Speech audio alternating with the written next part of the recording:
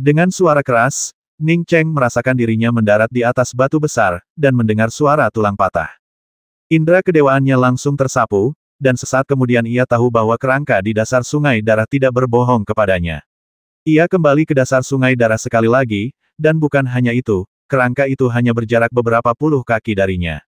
Sungai darah, selebar sekitar 3 zang, mengelilinginya seperti biasa. Perbedaannya dari sebelumnya adalah kali ini ia berada di tengah-tengah sungai darah yang mengelilinginya, sedangkan sebelumnya ia berada di luarnya. Jimat emas raksasa itu masih melayang di udara, cahaya keemasannya menyinari Ning Cheng, membawa rasa pengertian dan kenyamanan yang mendalam di hatinya. Meskipun ia tidak memiliki penyakit tersembunyi, saat cahaya keemasan ini menyinarinya, Ning Cheng merasa semua penyakitnya lenyap secara otomatis. Ning Cheng berdiri, meregangkan tubuhnya, dan sangat gembira mendapati tubuhnya telah menjadi jauh lebih kuat. Jimat pembuka surga ini sungguh luar biasa, efeknya sungguh luar biasa. Tepat saat Ning Cheng hendak memanggil kerangka itu, kerangka di bawah jimat raksasa itu tiba-tiba duduk kembali. Oh, kau datang begitu cepat, kupikir kau baru akan datang setidaknya 100 tahun lagi. Aku tak pernah menyangka seseorang dengan tingkat kultivasi sepertimu bisa menghancurkan jimat giok, seru si kerangka kegirangan. Ning Cheng segera mengeluarkan sebotol sumsum inti bumi 9 yin dan sebuah kotak giok, lalu menyerahkannya kepada si kerangka sambil berkata, "Senior, aku telah berhasil menyelesaikan misiku dan mendapatkan sumsum inti bumi 9 yin dan bunga giok surgawi." Lumayan, lumayan, kau hebat sekali. Si kerangka berkata lumayan 3 kali berturut-turut, lalu mengambil benda itu dari tangan Ning Cheng dengan lambaian tangannya. Ning Cheng buru-buru berkata, "Aku punya 2 bunga giok surgawi dewasa dan beberapa sumsum inti bumi 9 yin. Kalau kau tidak punya cukup, aku akan mengambilnya juga. Kultivasimu belum berkembang pesat, tapi kau sangat jujur, dan aku suka karakter seperti itu. 1 botol lebih banyak atau lebih sedikit tidak terlalu berpengaruh bagiku," kata kerangka itu setuju, menatap Ning Cheng. Ia bisa melihat sekilas isi cincin Ning Cheng. Ia sudah terkejut karena Ning Cheng datang begitu cepat, tapi ia tidak menyangka Ning Cheng akan begitu jujur. Ning Cheng berkata dengan nada bingung, "Senior terlalu baik.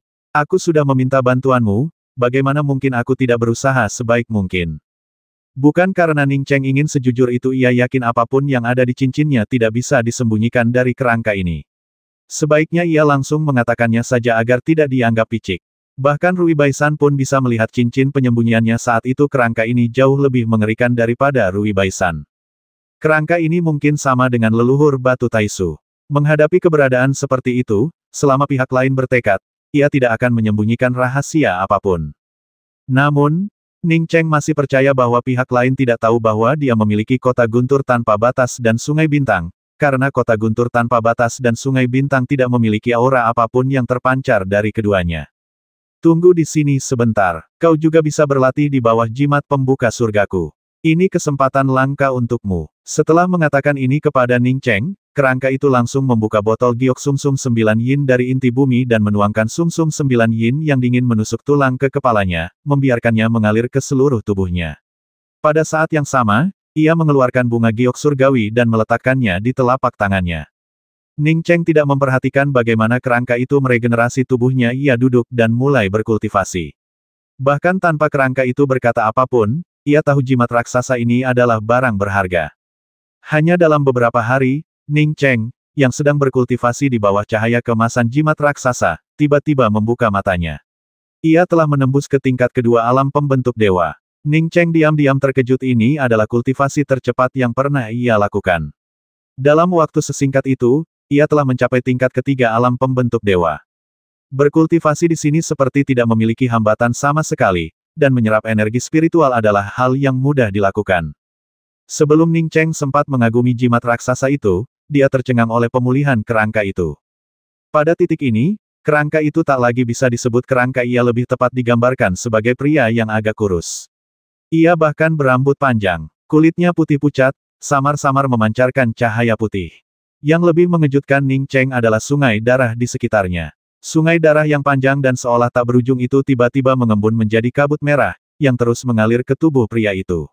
Ning Cheng memperhatikan tubuh pria itu semakin mengeras, kulitnya berangsur-angsur kembali normal, dan kemudian ia menyadari warna air di sungai darah itu semakin terang. Tanpa diduga, sungai darah ini benar-benar darah. Kerangka ini memilih untuk berada di sini, mungkin karena ia sudah berencana untuk menggunakan sungai darah ini. Ning Cheng tak berani terus mengamati pemulihan kerangka itu. Ia memanfaatkan kesempatan itu untuk mulai berkultivasi. Betapa langkanya kesempatan untuk berkultivasi di bawah jimat sebesar itu. Kalau ada orang di sini, mereka pasti akan menyadari bahwa aura Ning Cheng makin menguat, sedangkan aura maskulin di tubuh telanjangnya makin terkekang, dan tubuh fisiknya makin menyerupai orang normal. Ketika Ning Cheng terbangun oleh lolongan panjang, tanpa sadar dia telah maju ke tingkat keempat alam pembentuk dewa. Ning Cheng menahan kegembiraan batinnya saat mendapati kerangka itu telah kembali normal sepenuhnya. Dengan rambut panjang tergerai dan wajah tampan, kerangka itu tampak tak jauh lebih tua darinya, seorang pria yang sungguh gagah. Lolongan panjang pria itu mengandung rasa gembira dan gembira, menunjukkan betapa bahagianya ia telah pulih. Ning Cheng kemudian menyadari bahwa pakaian yang dikenakan kerangka itu adalah miliknya. Ada banyak set pakaian yang tersimpan di dalam cincin itu, dan pria itu hanya mengambil satu tanpa sepengetahuan Ning Cheng. Melihat sekeliling, sungai yang berwarna merah darah kini telah berubah menjadi sungai yang jernih, tanpa ada jejak darah yang tersisa. Nama saya Chang Wei. Terima kasih banyak kali ini. Siapa nama Anda? Pria itu tidak menyimpan jimat pembuka surga yang melayang di udara. Setelah meraung panjang, ia berjalan ke arah Ning Cheng dan duduk. Ning Cheng hendak berdiri dan membungkuk ketika Chang Wei melambaikan tangannya dan berkata, "Kau telah menyelamatkan hidupku, jadi kita harus memperlakukan satu sama lain setara. Aku hanya mengambil satu set pakaianmu tanpa menyapa, jadi tidak perlu seformal itu. Lagi pula, kau memiliki mutiara Xuan Huang, jadi prestasimu di masa depan tidak akan kalah dariku." Ning Cheng, yang berasal dari bumi, masih percaya pada kesetaraan semua orang. Meskipun ia telah berkultivasi di benua Yixing selama bertahun-tahun dan tahu bahwa para kultivator sangat menghargai hierarki, ia tidak menemukan kesalahan apapun dalam pernyataan Chang Wei. "Terima kasih banyak, Saudara Chang Wei. Nama saya Ning Cheng." Ning Cheng berhenti bersikap malu-malu. Chang Wei mengangguk penuh penghargaan. Ia menyukai orang-orang yang memiliki pendapat sendiri dan tidak tunduk dalam segala hal. Meskipun sumsum 9 yin inti bumi dan bunga giok surgawi tidak terlalu berharga, keduanya bukanlah barang biasa di benua Yixing. Mengingat tingkat kultivasimu yang rendah, mendapatkan kedua barang ini pasti merupakan pencapaian yang luar biasa. Sayangnya, tingkat kultivasiku saat ini terlalu rendah untuk pulih. Selain jimat pembuka surga, aku tidak bisa mendapatkan apapun lagi, dan aku juga tidak bisa memberimu manfaat lebih lanjut, kata Chang Wei dengan sedikit penyesalan. Ning Cheng langsung menjawab, "Terima kasih, Saudara Chang Wei. Bagi saya, yang terpenting adalah kembali dan bertemu keluarga. Saya tidak meminta apapun lagi." Diam-diam ia terkejut. Ia sama sekali tidak bisa memahami tingkat kultivasi Chang Wei.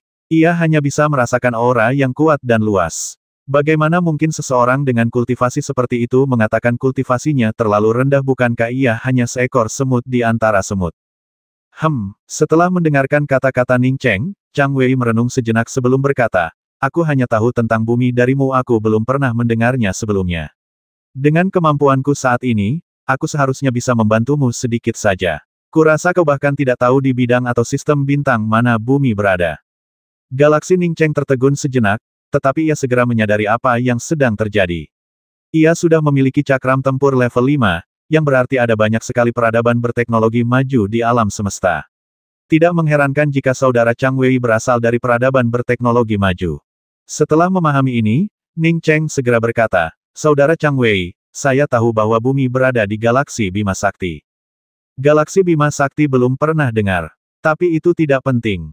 Jimat pembuka langitku tidak memiliki persyaratan koordinat galaksi yang terlalu tinggi. Jimat pembuka langit jauh lebih unggul daripada pesawat ruang angkasa dan pesawat ruang angkasa kehampaan gelap itu. Selama didasarkan pada jiwa primordialmu, jimat pembuka langit dapat membantumu menemukan tempat kelahiranmu. Untungnya, kau seharusnya berada dalam tubuh jiwa primordial, jadi jiwa primordialmu belum berubah." Chang Wei mengangguk dan berkata. Mendengar ini, Ning Cheng bertanya dengan sangat terkejut, "Saudara Chang Wei, Anda datang dari planet berteknologi maju, apa itu pesawat luar angkasa kekosongan gelap? Bisakah itu membawa saya kembali ke bumi?" Chang Wei tersenyum tipis, "Kau akan mengerti hal-hal ini saat memasuki kehampaan nanti, betapa luas dan tak terbatasnya langit berbintang. Meskipun peradaban teknologi memang mengesankan, aku yakin itu jauh lebih rendah daripada peradaban kultivasi. Aku tidak berasal dari peradaban teknologi, melainkan dari planet kultivasi sejati. Soal kekosongan gelap, biar ku jelaskan. Kekosongan antar planet disebut kekosongan gelap. Dan kekosongan antar interface disebut kekosongan terang. Beberapa orang menyebutnya kekosongan. Mereka yang mampu menembus ruang interdimensional dan melintasi bidang-bidang semuanya adalah kultivator yang kuat. Saya belum pernah melihat produk peradaban teknologi yang mampu menembus kehampaan secara langsung. Sedangkan untuk Dark Void, itu bahkan lebih mustahil. Pesawat ruang angkasa Dark Void memang bisa melakukan perjalanan antar bidang, tetapi itu jauh lebih rendah daripada menembus kehampaan. Tampaknya khawatir Ning Cheng mungkin tidak mengerti, Chang Wei menambahkan, misalnya, agar peradaban berteknologi maju dapat berpindah dari satu planet ke planet lain, dibutuhkan koordinat spesifik dan rute yang jelas. Namun, seorang kultivator sejati dapat merobek kekosongan di antara dua planet dengan tangan kosong dan tiba dalam satu langkah. Sederhananya, itu seperti tembok. Untuk berpindah dari satu sisi tembok ini ke sisi lainnya, peradaban teknologi harus mengitarinya. Namun, para kultivator yang tangguh hanya perlu merobohkan tembok ini. Kau mengerti sekarang, kan? Ning Cheng mengangguk. Penjelasan Chang Wei sangat mendalam, terutama mengingat ia sendiri berasal dari bumi, sebuah peradaban yang maju secara teknologi. Meskipun bumi adalah peradaban teknologi yang kurang maju, ia tetaplah sebuah peradaban teknologi. Manusia di bumi, baik yang pergi ke Mars maupun bulan, harus mengikuti jalur yang telah ditentukan untuk sampai ke sana. Kamu punya cakram tempur level 5.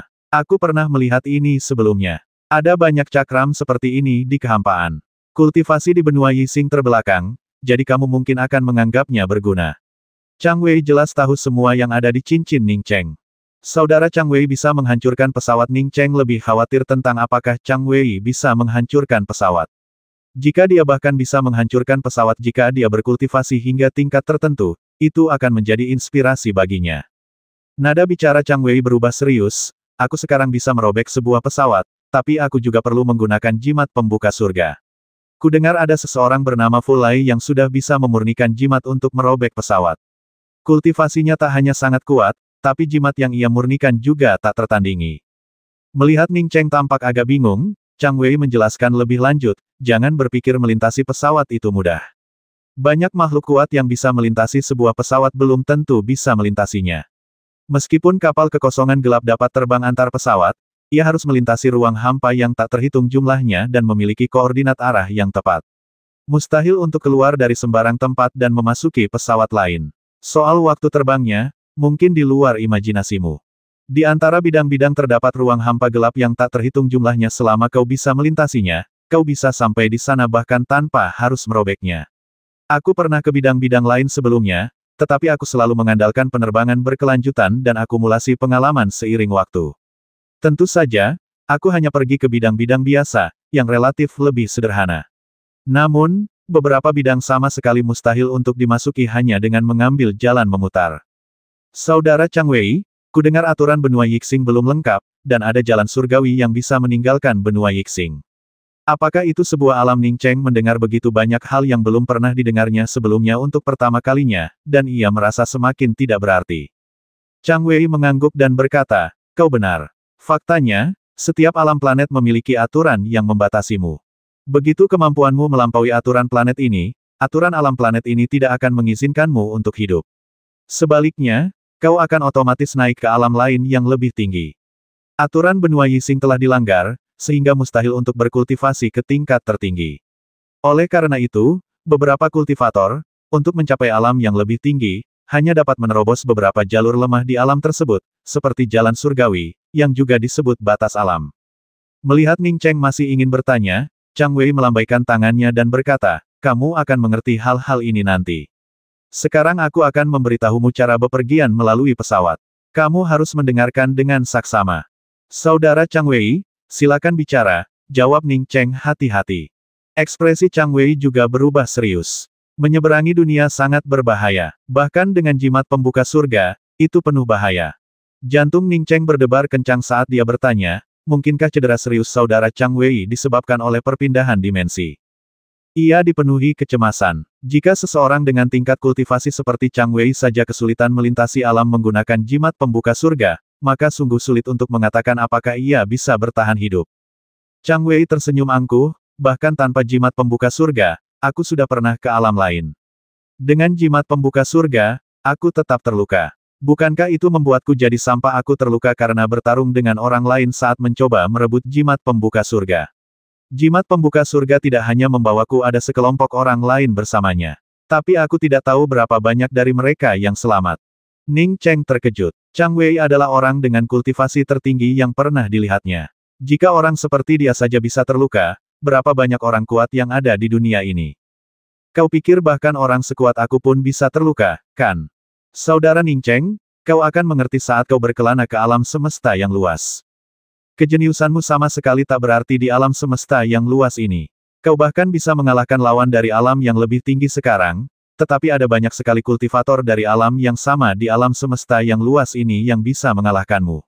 Kau memiliki mutiara Xuan Huang, tetapi kau tidak boleh sombong. Kalau tidak, kau tidak jauh dari kehancuranmu. Chang Wei memahami pikiran Ning Cheng dan dengan sabar memperingatkannya. Ning Cheng mengepalkan tinjunya. Ia memiliki mutiara Xuan Huang, yang membuat pikirannya jauh lebih kuat daripada orang biasa. Jika ia masih lebih lemah dari orang lain di kehampaan, ia akan sangat menyedihkan. Dia orang yang kompetitif. Alasan dia tidak belajar keras adalah karena dia tahu akan terlalu mudah baginya untuk meraih juara pertama. Dia bahkan tidak menganggap siswa-siswa terbaik yang pernah ditemuinya sebagai saingan. Melihat ekspresi Ning Cheng, Chang Wei mengangguk. Tanpa hati orang yang kuat, tanpa semangat kompetitif, seseorang seharusnya tidak perlu repot-repot memasuki kehampaan, mereka akan tersingkir bahkan sebelum mencapainya. Meskipun Ning Cheng lemah sekarang, ia masih yakin Ning Cheng akan mendapat tempat di masa depan. Mutiara Xuan Huang tidak mudah mengenali seorang master. Jangan terlalu memikirkan hal-hal ini. Masih jauh. Mari kita bicarakan bahayanya jika jimat pembuka surga menerobos alam semesta. Di kekosongan gelap, terdapat dunia hukum yang tak terhitung jumlahnya. Jika jimat pembuka surga secara tidak sengaja menabrak dunia hukum, itu akan berbahaya. Yang paling menakutkan adalah dunia hukum waktu.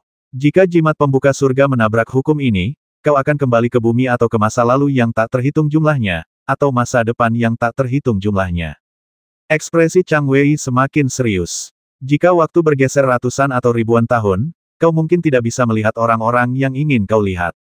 Jadi, kau harus bersiap untuk itu. Namun, pemahamanku tentang hukum ruang dan waktu cukup baik, jadi bahkan jika aku bertemu dunia yang diatur oleh hukum semacam itu, jimat pembuka surga seharusnya bisa membantuku menghindarinya. Jika aku benar-benar bertemu dengannya, aku tidak bisa berbuat apa-apa. Aku penasaran, ada berapa dunia yang punya hukum seperti ini? Kurasa keberuntunganku tidak seburuk itu, kata Ning Cheng dengan sedikit khawatir. Sial, tahukah kau betapa berharganya dunia hukum seperti itu? Tak ternilai harganya. Beberapa pemburu pengembara yang menghabiskan bertahun-tahun di kekosongan gelap sedang mencari dunia hukum ini. Setelah ditemukan, dunia hukum ini tak ternilai harganya. Jika kau menemukan dunia hukum waktu di kekosongan gelap, kau bisa menjualnya ke sekte atau kekuatan besar, dan bahkan membangun tanah suci untuk mengolah hukum waktu. Apa menurutmu itu berharga? Hal semacam ini bukan sesuatu yang bisa kau temukan begitu saja.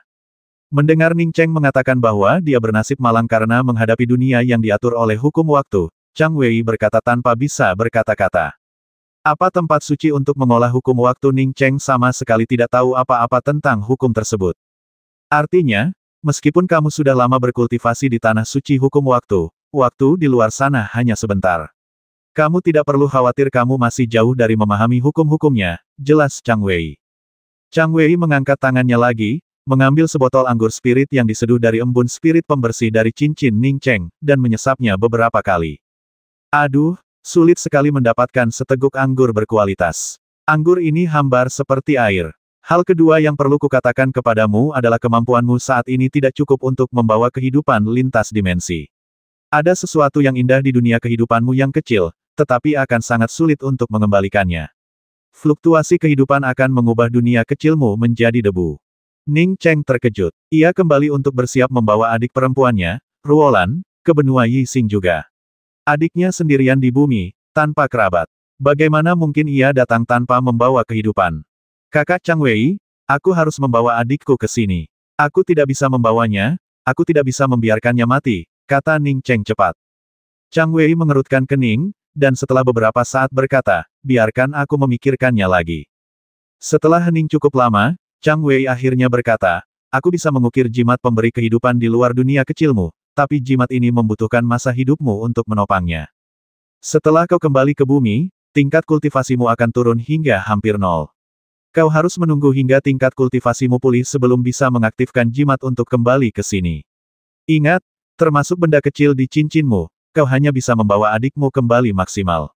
Kalau tidak, masa hidupmu tidak akan cukup untuk menopangmu. Saudara Chang Wei, aku bersedia, kata Ning Cheng tanpa ragu. Chang Wei mengangguk. Kau sudah sangat baik pada adikmu, jadi aku pasti akan membantumu kali ini.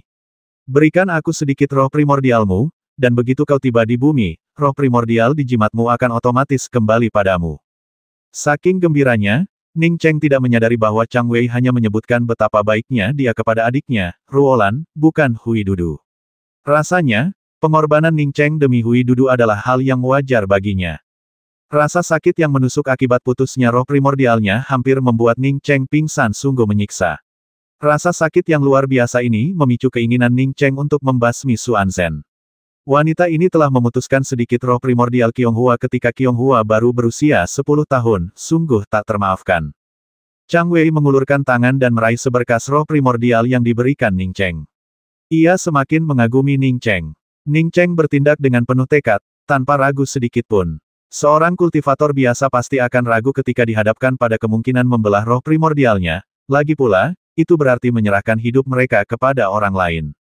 Setelah mendapatkan roh primordial Ning Cheng, Chang Wei tiba-tiba mengangkat tangannya dan memanggil jimat emas yang telah melayang di udara dengan diameter puluhan kaki. Jimat itu menyusut dan mendarat di telapak tangan Chang Wei.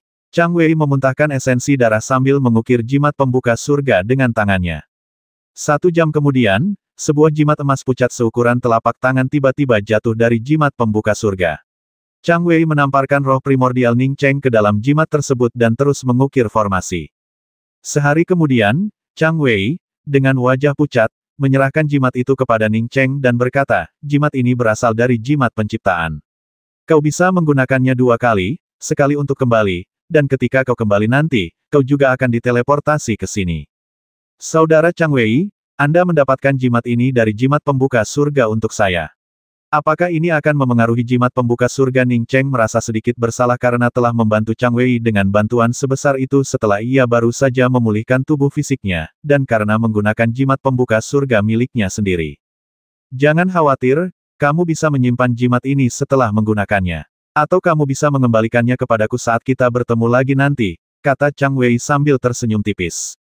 Ia bisa merasakan bahwa kepribadian Ning Cheng mirip dengannya. Ia orang yang bersyukur. Ning Cheng dengan hati-hati memegang jimat giok emas pucat di tangannya.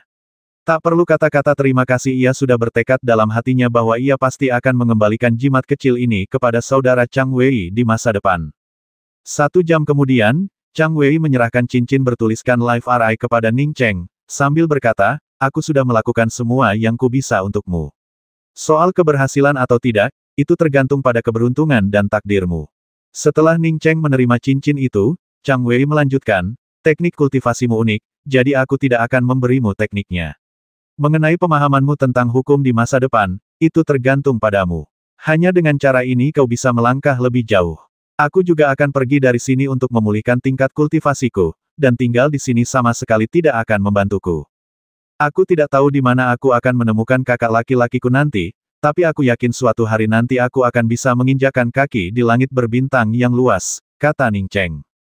Pikiran pertamanya adalah mengembalikan jimat di tangannya kepada Chang Wei agar jimat pembuka surga milik Chang Wei tidak rusak. Chang Wei tersenyum dan berkata, aku telah berkelana selama ini, tanpa tujuan pasti. Di masa depan, ketika kau memiliki kemampuan untuk meninggalkan dunia ini, kita pasti akan bertemu lagi. Senjata sihirmu sepertinya adalah kapak dan tombak. Aku punya saran untukmu, kau lebih cocok untuk senjata sihir tombak.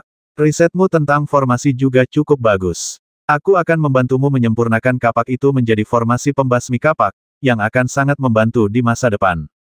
Terima kasih, saudaraku. Aku hanya khawatir tidak bisa memperkuat kapak ibel sejati Taiksuku, kata Ning Cheng gembira. Sejak serangan tombak itu menjadi jurus terkuatnya, Ning Cheng terus memikirkan cara memanfaatkan niat kapak yang telah dikuasainya. Sebelumnya, ia sempat mempertimbangkan untuk menyempurnakan kapak ibel sejati Taiksu menjadi kapak kecil, tetapi tak seorang pun bisa membantunya. Guru pertanian yang diundang Suster Su saat itu menggunakan plakat kayu, tetapi itu hanyalah produk yang dibuat secara kasar. Untungnya, seiring dengan peningkatan kultivasinya, pengaruh energi ibel padanya berkurang, dan akhirnya hampir tidak berpengaruh sama sekali. Karena kau sudah menganggapku sebagai kakakmu, mari kita saling memanggil. Tak perlu berterima kasih, haha. Chang Wei sedang dalam suasana hati yang sangat baik. Jika orang biasa yang menyelamatkan nyawanya, ia akan menerima begitu saja syarat pertukaran itu. Namun, Ning Cheng bukanlah orang biasa. Ia tak hanya mengagumi karakter Ning Cheng, tetapi kesempatan yang dimilikinya juga luar biasa. Taiksu True Demon Gold yang luar biasa keras itu sama sekali tak berguna seperti lumpur di tangan Chang Wei. Dalam waktu singkat, Taiksu True Demon Gold berubah menjadi 36 kapak kecil. Ning Cheng memperhatikan bahwa kapak-kapak kecil ini memiliki warna yang berbeda-beda, 18 kapak hitam dan 18 kapak emas, di antaranya. Kapakmu ini terbuat dari 2 jenis bahan, dan aku sudah memisahkannya untukmu. Aku telah menempa 18 kapak sejati Taiksu dengan emas sejati Taiksu dan 18 kapak sejati Taimo dengan emas sejati Taimo. Seharusnya itu sudah cukup untukmu. Chang Wei menyerahkan 36 kapak kecil itu kepada Ning Cheng. Ning Cheng meraih 36 kapak itu. Ia hampir tercengang. Ke-36 kapak kecil ini masing-masing tampak seperti senjata asli kelas atas. Teknik saudara Chang Wei sungguh mengerikan. Dalam waktu sesingkat itu, rasanya seperti hanya perlu mengangkat satu tangan. Kekuatanku masih terbatas, dan aku tidak bisa membantumu menempa tombak itu. Lagi pula, aku bahkan tidak yakin tentang bahan yang digunakan.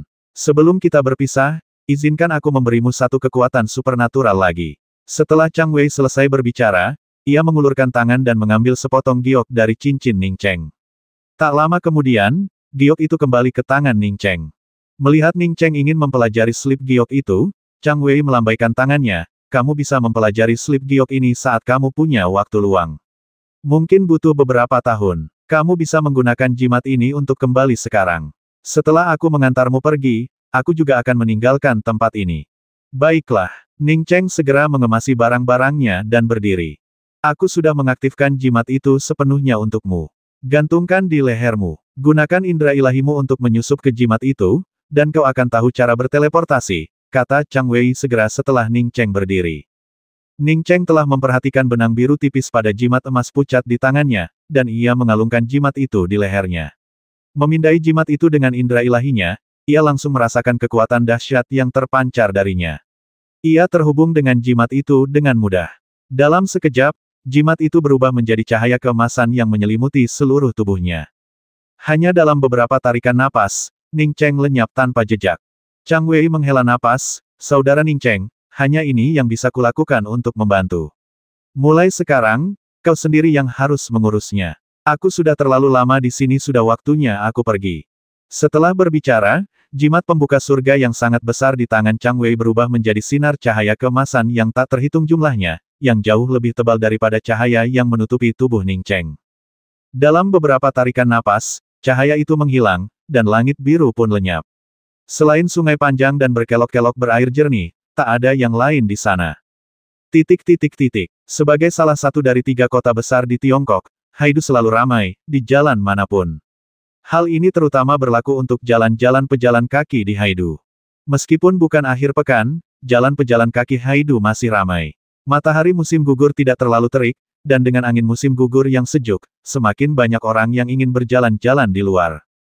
Meskipun cuaca musim gugur dikenal dengan perubahannya yang tak terduga, cuacanya tak pernah seaneh hari ini. Beberapa saat yang lalu, langit tampak cerah dan biru, tetapi tiba-tiba angin kencang bertiup kencang, langsung menutupi matahari. Langit yang mulai gelap menandakan hujan lebat akan segera turun, dan memang, seiring langit yang mulai gelap, gerimis mulai turun. Jalanan yang tadinya ramai berubah menjadi kacau. Dalam cuaca seperti ini, tak seorang pun ingin membawa payung, semua orang bergegas ke pusat perbelanjaan atau tempat lain untuk berteduh dari hujan. Mereka yang tinggal di sekitar berlarian pulang secepat mungkin. Aduh, akhirnya aku berhasil keluar, dan aku harus menghadapi cuaca seperti ini. Benar-benar menyebalkan. Pembicaranya adalah seorang gadis berambut pendek yang cukup cantik. Di samping gadis berambut pendek itu ada seorang gadis berambut panjang. Penampilannya biasa saja, tipe orang yang mudah berbaur dengan orang banyak. Saat itu, mereka berdua sedang berteduh dari hujan di bawah atap sebuah toko kacamata. Mendengar kata-kata gadis berambut pendek itu, gadis berambut panjang itu tersenyum tipis dan berkata, benar. Aku sudah memeriksa ramalan cuaca sebelum keluar, dan katanya hari ini tidak akan hujan. Kau benar-benar percaya ramalan cuaca aku sampai tak bisa berkata-kata, kata gadis berambut pendek itu tanpa daya. Setelah ia selesai berbicara, langit semakin gelap, dan jarak pandang lebih buruk daripada malam yang diterangi cahaya bulan. Tornado itu menerbangkan potongan-potongan kertas di tanah tinggi ke udara. Tepat pada saat itu, dengan suara bang, sebuah bayangan jatuh dari langit dan mendarat di hamparan bunga di tengah jalan pejalan kaki, menghancurkan semua bunga dan tanaman di hamparan bunga itu menjadi tumpukan. Seseorang baru saja jatuh dari lantai atas.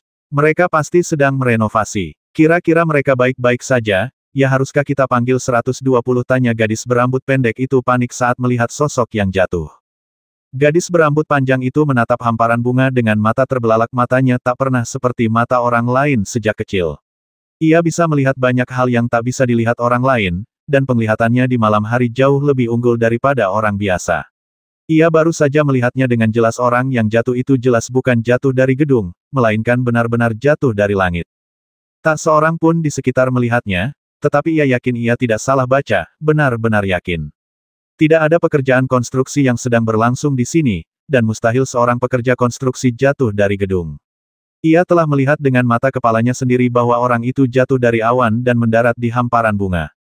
Su Liyue, kamu baik-baik saja? Aku hanya bertanya padamu. Gadis berambut pendek itu melihat sosok di semak-semak bunga itu tidak bergerak untuk waktu yang lama, jadi dia segera menarik gadis berambut panjang di sebelahnya. Gadis berambut panjang bernama Su Liyue menghela napas lega dan berkata, Yuling, aku baik-baik saja. Aku akan pergi memeriksa orang itu. Kamu gila, kami di sini. Jangan ke sana. Kalau terjadi apa-apa, kami nggak akan bisa jelaskan. Panggil aja 120 layanan darurat paling lama, kata gadis berambut pendek itu cepat. Su Liyue bergegas menghampiri seolah tak mendengar kata-kata gadis berambut pendek itu. Saat itu, rintik hujan mulai menguat. Apa kabar? Su Liyue bergegas ke hamparan bunga dan bertanya dengan cemas. Ia sudah melihat orang yang jatuh dari langit. Ia tampak berusia 20-an, wajahnya tertutup debu, dan rambutnya cukup banyak beruban.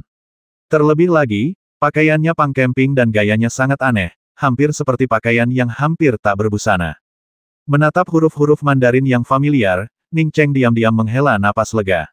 Ia melihat seorang gadis muda mendekat untuk menanyakan ada apa, dan segera berkata, saya baik-baik saja, terima kasih. Saya dari pekerjaan renovasi di seberang jalan, saya tidak sengaja jatuh. Su Liyue semakin bingung. Pemuda yang jatuh dari langit ini sepertinya sangat familiar dengan tempat ini. Mungkinkah ini bukan hal aneh yang dibayangkannya? Setelah Ning Cheng selesai berbicara, ia segera memeriksa kondisinya. Untungnya, jimat giok itu masih tergantung dengan aman di dadanya. Ia bisa menyentuh cincin itu di dunia kecil itu, tetapi ia tidak bisa melihatnya. Pakaiannya punk camping dan sobek, seperti pengemis, tetapi setidaknya masih bisa menutupi tubuhnya. Ia merasa sangat lemah, kultivasinya telah sepenuhnya hilang, dan indera keilahiannya juga telah sepenuhnya terkuras. Ning Cheng menghela napas, tidak terlalu khawatir. Energi spiritual di sini memang lemah, tetapi ia percaya bahwa selama ia meluangkan waktu untuk memulihkan indera keilahiannya, ia dapat menggunakan batu roh di cincinnya untuk melanjutkan pemulihannya. Setelah ia memiliki batu roh, ia dapat pulih ke tingkat keempat alam pembentuk ilahi hanya dalam beberapa bulan saja. Ada yang bisa saya bantu? Su Liyue melihat Ning Cheng berjuang untuk berdiri dan segera melangkah maju untuk membantunya. Ning Cheng menatap gadis yang tampak biasa saja itu dengan ekspresi bingung. Ia jelas seorang mahasiswa. Apakah semua mahasiswa zaman sekarang begitu bersemangat membantu orang lain dulu? Jika ia menghadapi hal seperti ini, ia akan lari menyelamatkan diri, apalagi ada yang datang menolong. Terima kasih, aku baik-baik saja. Ngomong-ngomong, hari apa hari ini sebenarnya? Ning Cheng ingin bertanya. Tahun berapa sekarang?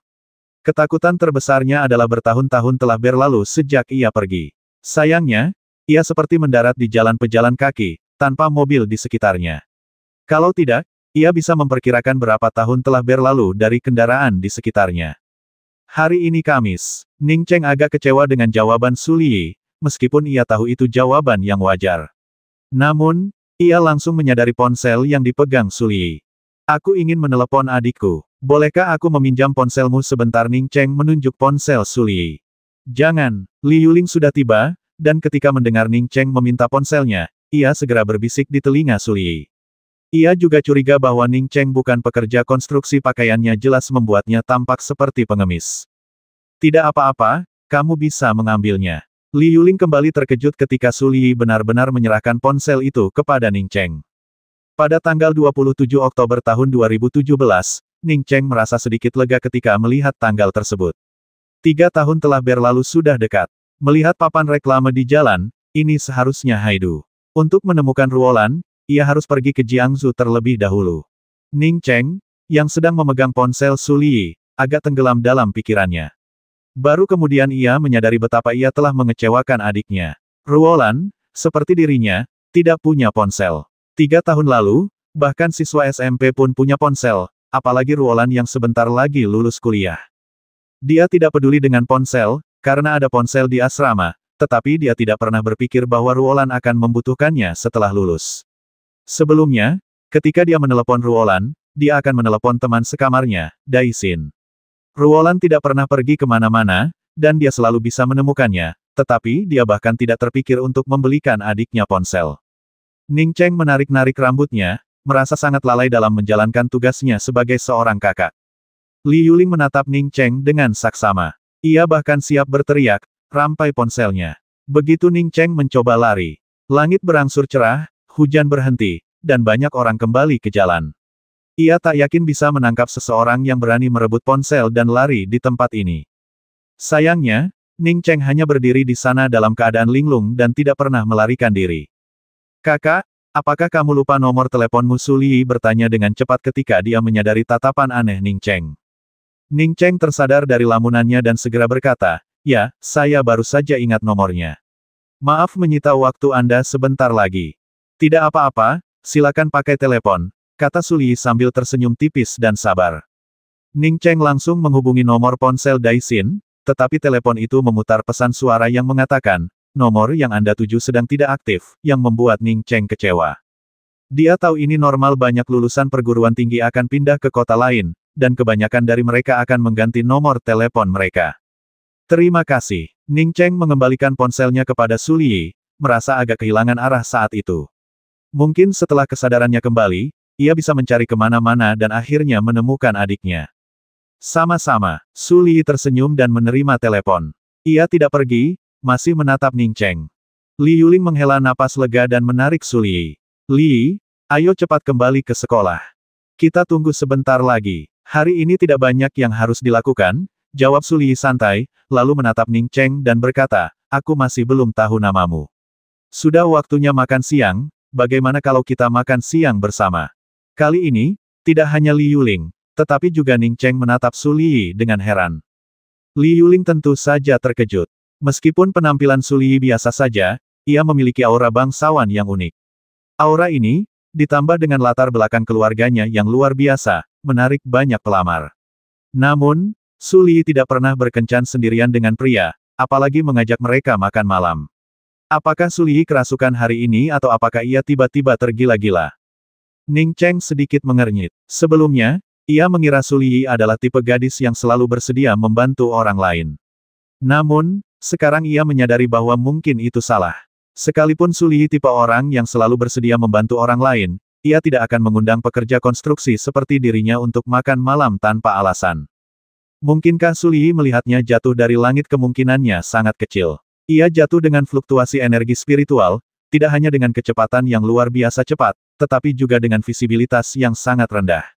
Bagaimana mungkin seseorang yang belum berkultivasi dapat melihatnya? Ning Cheng mendongak dan mengamati Su Liyi, seorang gadis biasa. Ia memiliki aura yang tenang, yang menonjolkan kizi kualitas temperamen bawaan yang unik. Namun, Ning Cheng segera memusatkan perhatian pada mata Su Liyi. Mata gadis ini berbeda. Ning Cheng adalah seorang kultivator. Ia merasakan fluktuasi spiritual di mata Su Liyi. Dalam sekejap, Ning Cheng mengerti apa yang sedang terjadi. Mata Su Liyi berbeda dari mata orang biasa. Ia bisa melihat fluktuasi energi spiritual. Ia pasti melihatnya jatuh dari langit, jadi pendekatannya memang disengaja. Aku tidak peduli dengan Ning Cheng. Orang lain mungkin juga akan melakukan hal yang sama, kan karena Su Liyi melihatnya, aku akan memberinya beberapa manfaat ketika kultivasiku pulih. Kita semua ditakdirkan untuk bertemu. Memikirkan hal ini, Ning Cheng tidak menolak lagi. Ia mengangguk, "Nama saya Ning Xiao Cheng. Tentu saja, makan malam bersama tidak masalah. Tapi, saya tidak punya uang, jadi saya harus merepotkan Anda untuk membayar." Ning Cheng memang kehilangan kultivasinya, tetapi itu hanya sementara. Fondasinya tetap utuh bahkan jika ia tidak makan selama bertahun-tahun, ia tidak akan kelaparan selama ia masih memiliki energi spiritual. Bagus, kakak Xiao Cheng. Namaku Suliyi, dan ini teman sekelasku, Li Yuling, kata Suliyi dengan nada lebih gembira setelah mendengar persetujuan Ning Cheng. Li Yuling menelan ludah. Ia tak menyangka hal ini akan terjadi. Pekerja konstruksi ini tak hanya menerima ajakan Suliyi, tetapi juga mengatakan ia tak punya uang. Dunia terasa kacau balau baginya.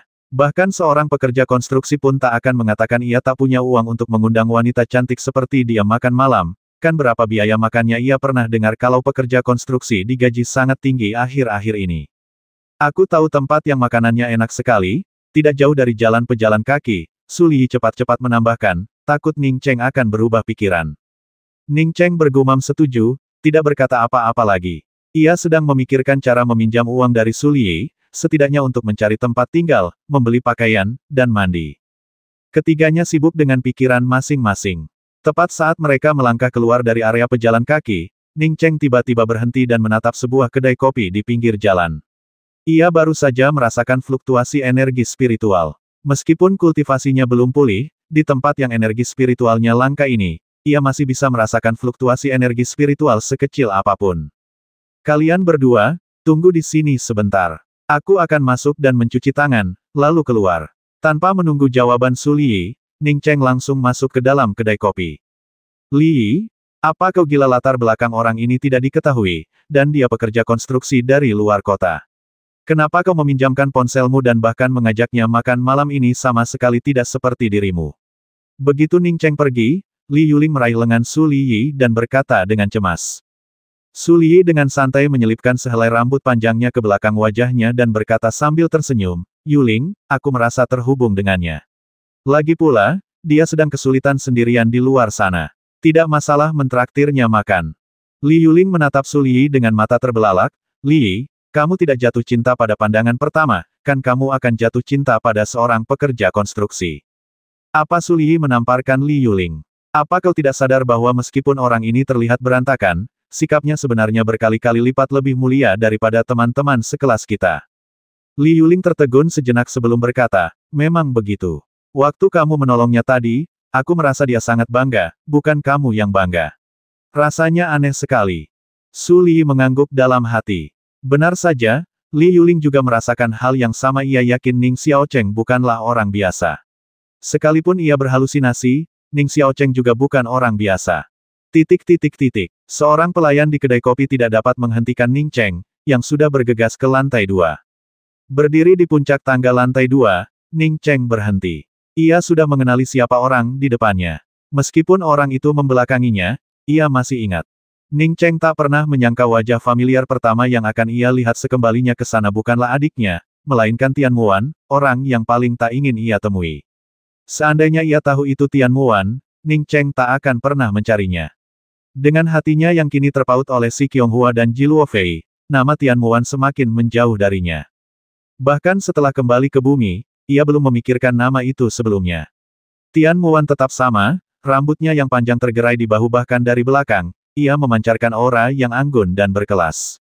Ning Cheng mendapati dirinya tidak segembira yang dibayangkannya bahkan napasnya pun normal. Ia mendesah pelan, menyadari dalam hatinya bahwa, apapun yang terjadi, ia takkan pernah bisa memperlakukan wanita ini sama seperti sebelumnya. Satu-satunya hal yang tidak dapat ia pahami adalah bahwa Tian Muan sebenarnya adalah seorang kultivator pengumpulan Qi level 4, yang membuat Ning Cheng sangat bingung. Energi spiritual yang baru saja keluar darinya, menunjukkan bahwa ia baru saja mencapai tahap tengah pengumpulan Qi dan masih belum mampu mengendalikan kebocoran energi spiritual yang keluar.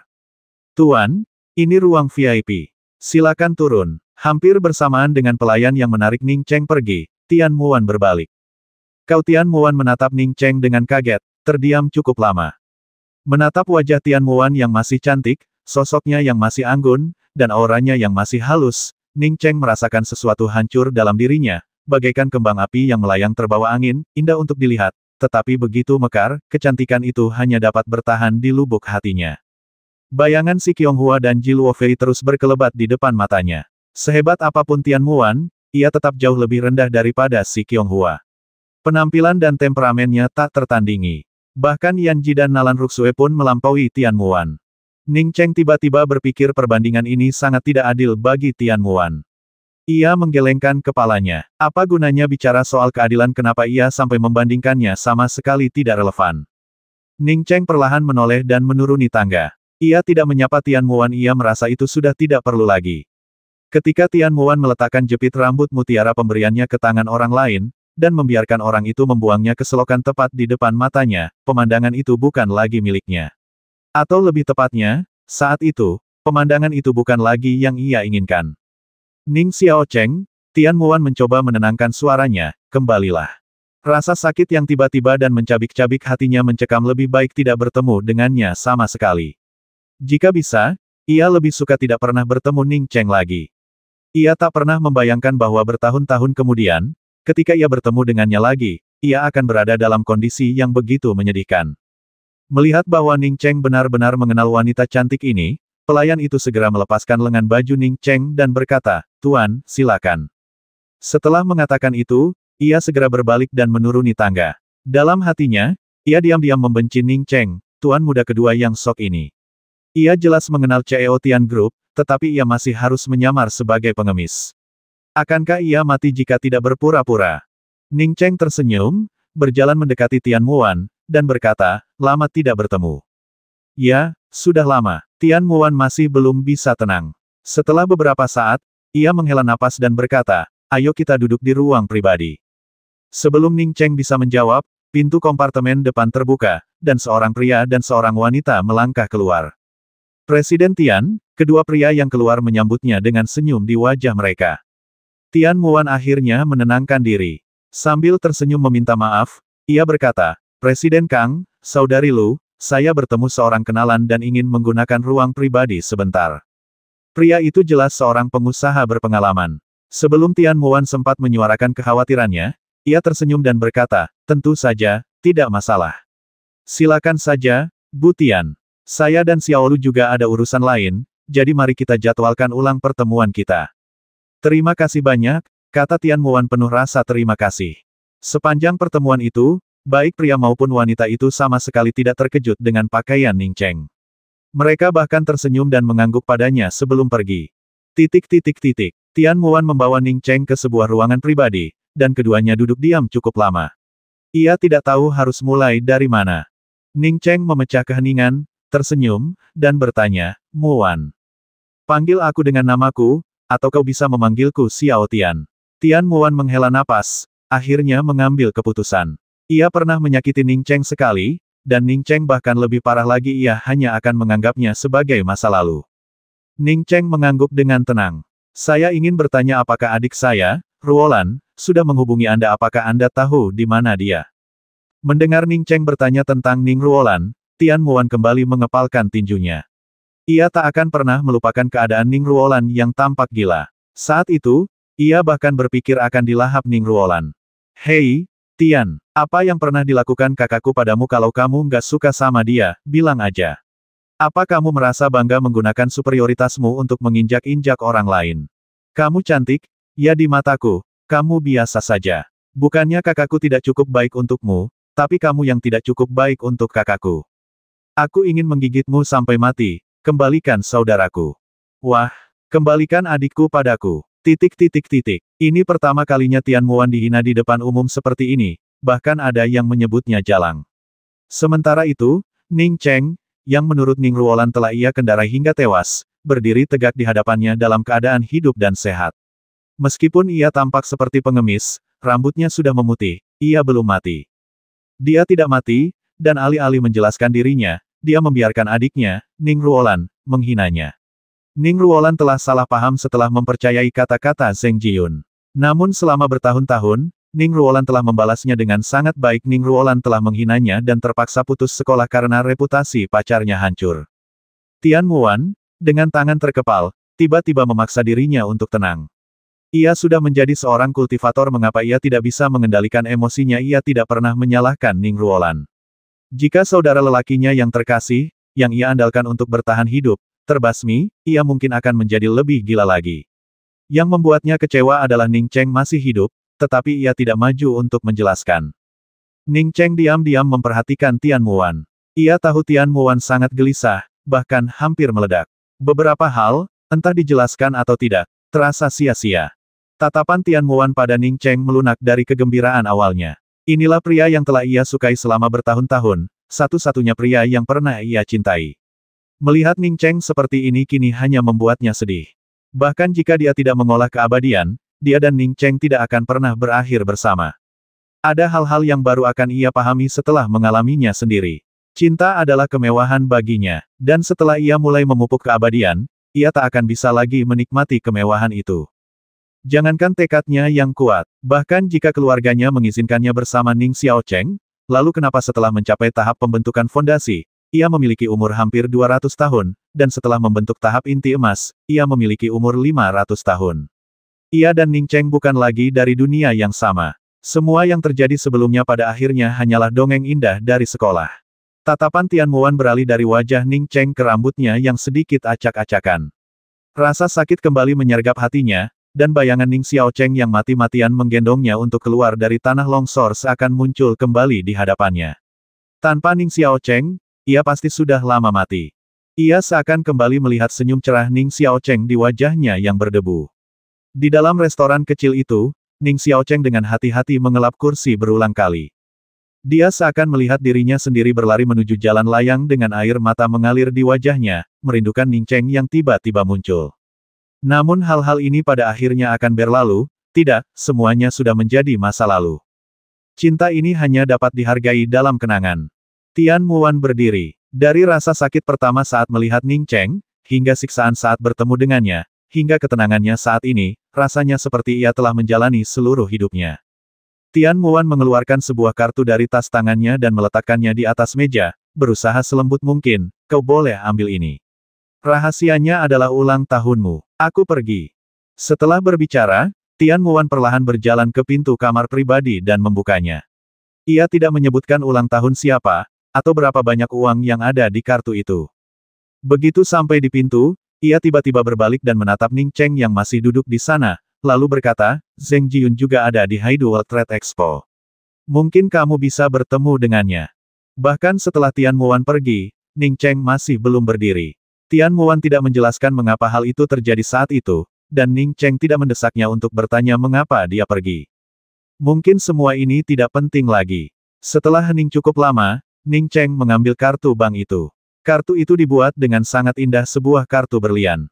Pada saat itu, jejak terakhir Tian Muan di hati Ning Cheng lenyap tanpa jejak. Bukan karena Tian Muan memberinya kartu bank, juga bukan karena sikap Tian Muan terhadapnya. Sepanjang cobaan itu, Tian Muan tak pernah menjawab pertanyaannya kemana perginya adiknya, Ning Ruolan sekalipun Tian Muan tidak tahu keberadaan Ruolan, setidaknya ia bisa memberitahunya. Ning Cheng yakin setelah kepergiannya, hal pertama yang dipikirkan adiknya pastilah mencari Tian Muan. Namun, Tian Muan tampaknya tidak menyadari hal ini. Bahkan ketika ditanya, ia tidak menjawab. Kartu berlian itu mengeluarkan suara lembut dan halus di tangan Ning Cheng. Ning Cheng mematahkan kartu berlian itu menjadi 2 bagian, lalu menjadi 4 bagian lagi, hingga ia tak bisa mematahkannya lagi. Ning Cheng melemparkan kartu bank yang hancur ke atas meja dan perlahan berdiri. Ia sama sekali tidak tertarik bertanya bagaimana Tian Muan bisa menjadi seorang kultivator. Soal kartu bank, ia bahkan semakin enggan menggunakannya. Apalagi di bumi, bahkan ketika ia tiba di benua Yixing tanpa senjata, Ning Cheng tidak akan pernah kekurangan uang. Orang pertama yang dilihat Ning Cheng saat keluar dari kedai kopi bukanlah Su Liyi, yang mengundangnya makan malam. Melainkan, Zheng Jiyun, kenalan kedua yang ditemuinya sejak kembali. Ia teringat kata-kata perpisahan Tian Muan dan tidak mengerti mengapa Tian Muan menyebut Zheng Jiyun. Ia juga tidak mengerti mengapa, secara kebetulan, ia bertemu Zheng Jiyun. Ning Xiaocheng, benarkah itu kau? Zheng Jiyun menatap Ning Cheng dengan kaget saat ia berjalan keluar dari kedai kopi. Ia tak pernah menyangka Ning Xiaocheng, pemuda menjanjikan yang pernah dikenalnya, akan berubah seperti ini. Tidak heran Tian Muan, yang tidak pernah memperhatikannya sejak kejadian itu, mengiriminya pesan teks yang mengatakan bahwa Ning Cheng ada di sini. Namun, ia sama sekali tidak percaya dengan apa yang dilihatnya. Di matanya, masa depan Ning Cheng benar-benar cerah. Ia yakin bahwa penilaiannya benar, dan justru karena keyakinannya itulah ia menjebak dan mengkhianati sahabatnya. Dia memahami Ning Cheng dan Tian Muan.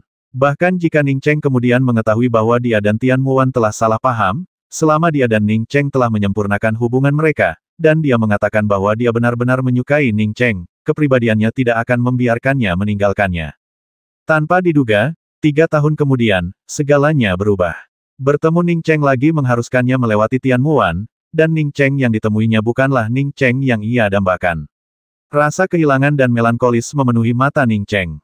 Ia tidak melihat Ning Cheng yang bersemangat seperti dulu, ia tidak melihat apapun yang ingin dilihatnya. Zheng Jiyun, aku tak pernah menyangka akan bertemu denganmu di Haidu, kata Ning Cheng sambil tersenyum, matanya tampak kembali cemerlang seperti semula. Jantung Zheng Jiyun berdebar kencang, dan tepat saat ia hendak berbicara, ia mendengar suara perempuan yang jelas di sampingnya berkata, Kak Xiao Cheng, aku membelikanmu 1 set pakaian. Cobalah dan lihat apakah cocok. Ning Cheng baru saja hendak pergi berbelanja baju ketika Su Li membantunya. Ia segera berterima kasih, Su Li, terima kasih banyak. Selama aku punya baju baru, aku tidak peduli apakah itu pas atau tidak. Ning Xiao Cheng, apakah mereka teman-temanmu? Zheng Jiyun menatap Li Yuling dan Su Li dengan curiga. Ia tahu kedua gadis itu masih mahasiswa. Kami baru saja bertemu saudara Xiao Cheng. Dia sedang merenovasi lantai atas dan jatuh dari gedung. Untungnya, dia tidak terluka. Apakah Anda juga teman saudara Xiao Cheng? Li Yuling cepat tanggap. Zheng Jiyun mengenakan pakaian bermerek desainer, dia jelas bukan orang biasa. Pameran perdagangan dunia Haidu sedang berlangsung, dan semua orang yang bisa hadir bukanlah orang biasa. Jika wanita yang mengenal Ning Cheng ini datang untuk pameran perdagangan dunia Haidu, dia mungkin akan bertemu bos lain. Soal bagaimana wanita ini mengenal Ning Cheng, dia tidak peduli. Zheng Jiyun sendiri memang licik, bagaimana mungkin dia tidak tahu rencana licik Li Yuling? Ia tersenyum tipis, tetapi menatap Ning Cheng tanpa menjawab. Ning Cheng terkekeh, merendahkan diri, aku sedang melakukan renovasi di depan. Aku ingin tahu apakah kamu bisa makan siang bersama. Sebelum Zheng Jiyun sempat berbicara, sebuah suara memanggil, Jiyun. Tiba-tiba, seorang pria berpakaian desainer bergegas menghampiri dan berkata, Jiyun, kami baru saja mencarimu. CEOFH akan makan siang bersama kami, dan kami menunggumu. Zheng Jiyun menatap pria itu dengan agak susah payah, lalu setelah beberapa saat berkata kepada Ning Cheng, Xiao Cheng, kenapa kamu tidak ikut denganku? Ning Cheng mendesah dalam hati. Jika Zheng Jiyun benar-benar ingin mengundangnya makan malam, ia tak akan mengatakannya. Kebahagiaan yang ia rasakan saat melihat Zheng Jiyun lenyap tanpa jejak. Aku tidak akan pergi, lanjutkan saja pekerjaanmu. Nada bicara Ning Cheng berubah acuh tak acuh. Zheng Jiyun jelas menyadari perubahan nada bicara Ning Cheng. Ia masih dengan hangat menyerahkan kartu nama, berkata, ini nomor telepon saya. Ingat untuk menelepon saya nanti. Ngomong-ngomong, berapa nomor ponselmu? Saya belum membeli ponsel, kata Ning Cheng tenang sambil mengambil kartu nama itu. Tidak apa-apa, nanti aku bawakan satu untukmu. Aku pergi dulu, telepon saja nanti malam, kata Zheng Jiyun sambil tersenyum. Setelah Zheng Jiyun dan pria itu pergi, Su Li berkata dengan penuh semangat, Kak Xiao Cheng, aku sudah pesan kamar selama 1 jam di hotel di depan sana. Bagaimana kalau kamu mandi dan ganti baju dulu, lalu kita makan boleh? Ning Cheng tersenyum pada Su Li, terima kasih, kamu sudah memikirkan semuanya dengan sangat matang, itu yang terbaik. Ning Cheng tahu Su Li memperlakukannya seperti ini, dan mungkin sedikit terkejut karena ia jatuh dari langit. Namun, dibandingkan dengan Li Yuling, sikap Su Li terhadapnya jauh lebih tulus daripada yang direncanakan Li Yuling.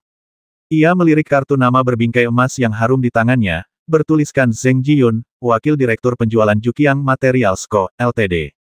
Hanya dalam 3 tahun, Zheng Jiyun tentu saja memiliki kemampuan. Ning Cheng dengan santai membuang kartu nama itu ke tempat sampah terdekat. Ia tidak mau menelepon, dan juga tidak berharap untuk meminta bantuan Zheng Jiyun. Li, pacarku sudah datang. Bagaimana kalau kita pulang sekarang? Li Yuling melihat pesan teks di ponselnya, menghampiri Su Li, dan berbisik. Su Li tersenyum dan berkata, kalau begitu, kenapa kamu tidak cepat pulang? Aku tahu jalannya sendiri. Li Yuling menutup mulutnya, menatap Su Li dengan tak percaya. Setelah beberapa saat, ia menatap Ning Cheng yang berjalan di depan dan berbisik, Su Li, kau bercanda kau pergi ke hotel sendirian dengan orang ini dan menginap sebentar kalau sampai ketahuan, bagaimana kau akan menjelaskannya? Apa aku harus menjelaskannya sendiri? Tidak apa-apa, jangan khawatir. Aku tidak akan salah menilai dia. Saudara Xiao Cheng bukan tipe orang yang kau bayangkan, tegas Su Li. Li Yuling menghela napas, sudahlah, aku pulang dulu. Hubungi aku segera kalau ada apa-apa. Saya mengerti, kata Su Liyi sambil menepuk tangan Li Yuling. Hotel Haiyuntian adalah hotel bintang 5 termewah di Haidu, tak tertandingi. Namun, saat itu, Hotel Haiyuntian sedang berpartisipasi dalam Haidu World Trade Expo. Apa? Li Yi pergi ke hotel dengan seorang pria dan memesan kamar per jam. Di ruang VIP hotel, seorang pria parubaya dengan marah membanting ponselnya dan berdiri, tangannya gemetar. Ia tak pernah membayangkan hal seperti itu bisa terjadi.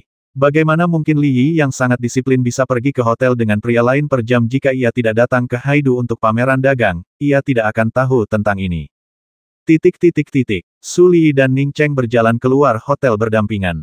Ia berkata dengan gembira, Kak Cheng, dengan penampilanmu yang rapi, bahkan pria paling tampan di sekolah kita pun akan malu di depanmu. Ning Cheng terkekeh, hendak menjawab pertanyaan Su Liyi, ketika telepon Su Liyi berdering. Su Liyi menjawab telepon, tetapi sebelum dia bisa mengatakan apapun, wajahnya memucat, dan dia segera menutup telepon.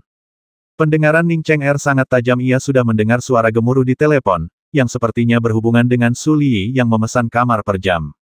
Ia tidak mengatakan apa-apa. Maaf, Saudara Xiao Cheng, saya tidak bisa makan malam dengan Anda. Saya ada urusan mendesak, kata Su Liyi tanpa daya. Ning Cheng tersenyum tipis, tidak apa-apa, terima kasih. Kalau kamu butuh bantuan. Ning Cheng hendak mengatakan bahwa dia bisa datang kepadanya jika butuh bantuan, tetapi kemudian dia ingat bahwa dia tidak punya tempat tujuan dan Su Liyi tidak akan bisa menemukannya. Dia segera menelan kembali kata-katanya. Su Liyi tidak keberatan. Dia mengeluarkan dompetnya dan mengeluarkan semua uang di dalamnya, lalu menyerahkannya kepada Ning Cheng. Kakak Xiao Cheng, aku masih punya uang. Kamu bisa ambil dan pakai dulu.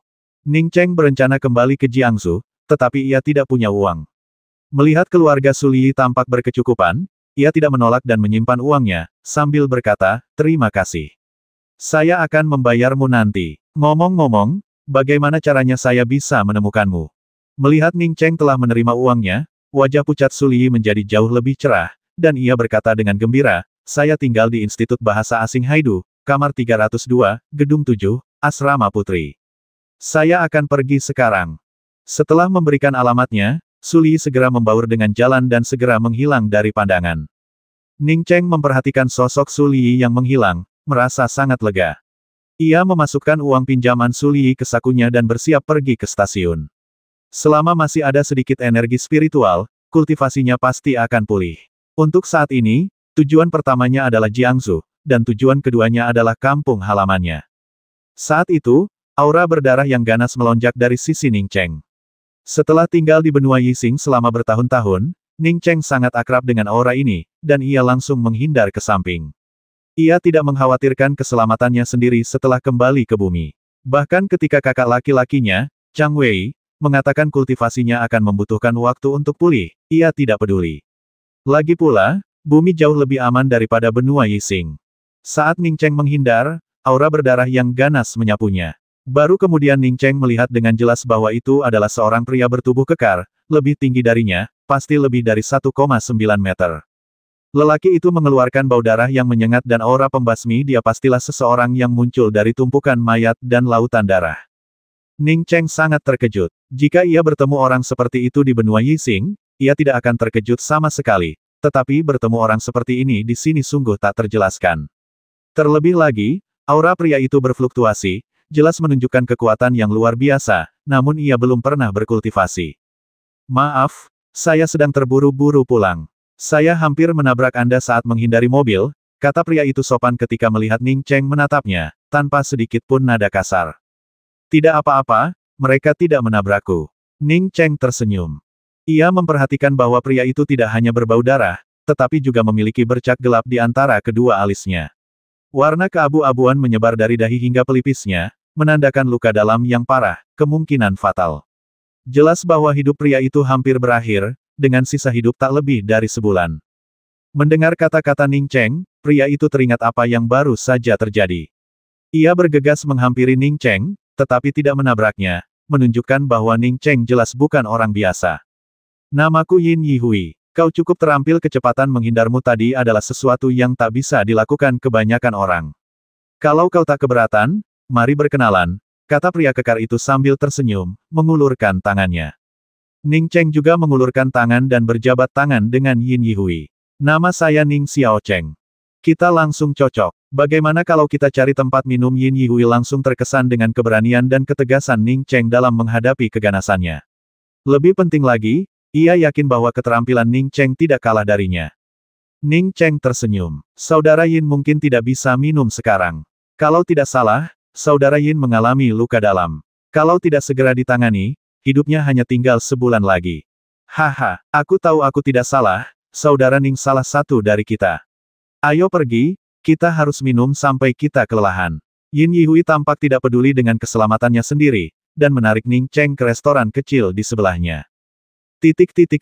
Setelah minum beberapa gelas, Ning Cheng mengerti mengapa Yin Yihui ada di sana. Dia ingin pulang sebelum meninggal.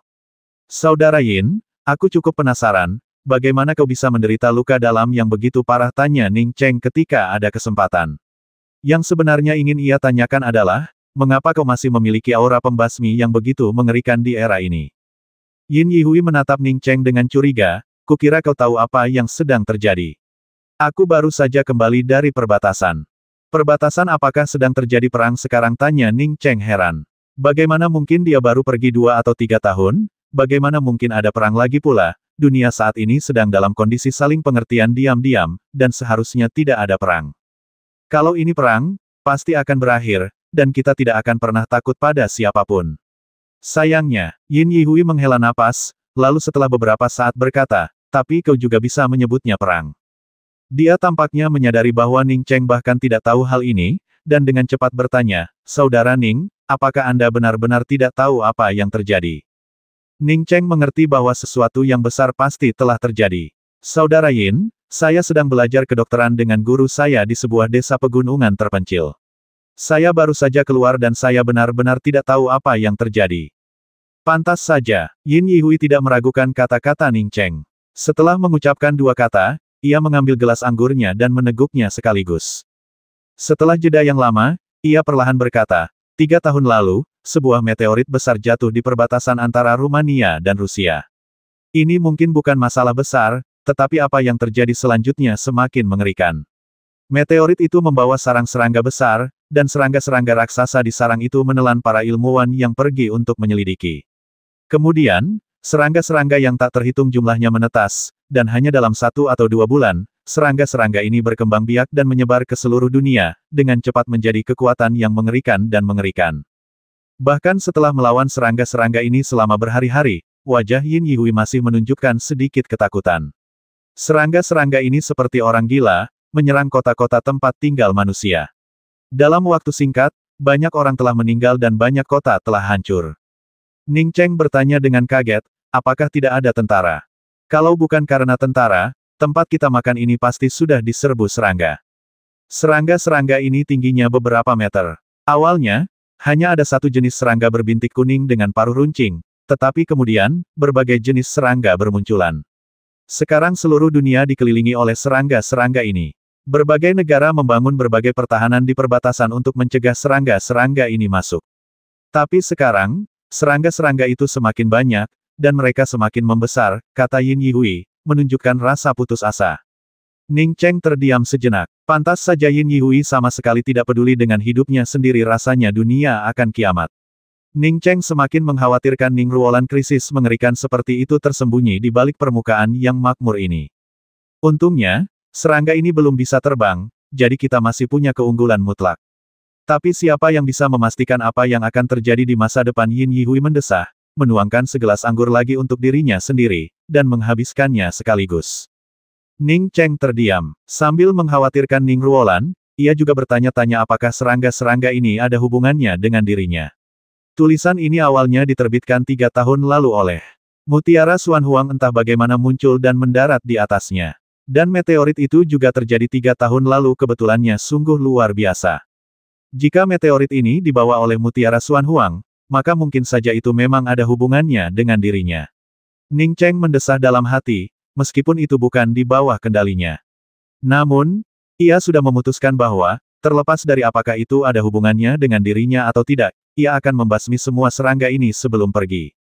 Beberapa serangga yang dipelihara di luar perbatasan oleh orang biasa mungkin tidak istimewa.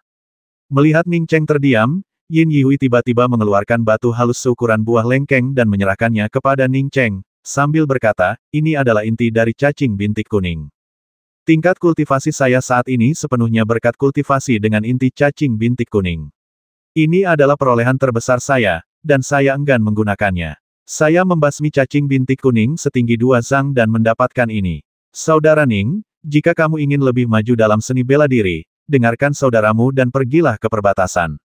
Ini adalah krisis, tetapi bagi para seniman bela diri, ini juga merupakan kesempatan. Inti Ibel Ning Cheng terkejut.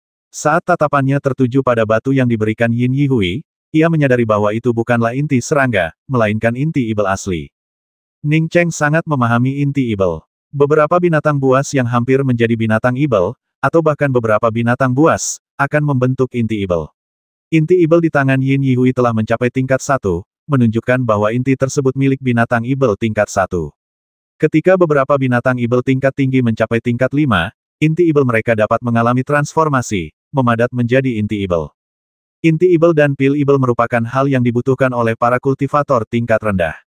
Di kerajaan Changqin, inti Ibel dan batu pengumpul Qi merupakan sumber utama energi kultivasi. Ning Cheng menggenggam inti Ibel di tangannya. Aura energi langit dan bumi yang lebih kuat daripada area di sekitarnya terpancar darinya. Ning Cheng segera merasakan bahwa setelah ia menyerap semua energi dari inti Ibel, ia hampir tidak akan mampu mengambil batu roh dari cincinnya. Mampu mengambil batu roh akan hampir seketika memulihkan tingkat kultivasinya. Saudara Ning, jangan remehkan inti serangga ini. Inti serangga ini bisa dijual jutaan, dan yang lebih bagus bisa dengan mudah mencapai puluhan juta. Meskipun para seniman bela diri di perbatasan mempertaruhkan nyawa mereka, tidak ada satupun dari mereka yang miskin. Masalahnya, inti serangga, karapas serangga, dan bahkan paruhnya yang tajam semuanya mahal. Banyak perusahaan material saat ini sedang membeli material-material ini, kata Yin Yihui, menunjuk inti Ibel di tangan Ning Cheng, suaranya bernada alkohol. Ning Cheng meletakkan inti Ibel di atas meja dan bertanya, Saudara Yin, karena serangga ini berasal dari luar angkasa, mereka pasti sangat kuat. Bisakah senjata biasa membasmi mereka? Yin Yihui menggelengkan kepalanya. Tentu saja tidak. Senjata-senjataku dibeli melalui jalur khusus. Senjata-senjata ini terbuat dari berbagai macam bahan serangga. Senjata-senjata itu sangat tajam dan keras. Saat aku pulang kali ini, aku tahu hidupku akan segera berakhir, jadi aku memberikan senjata-senjataku kepada rekan-rekanku.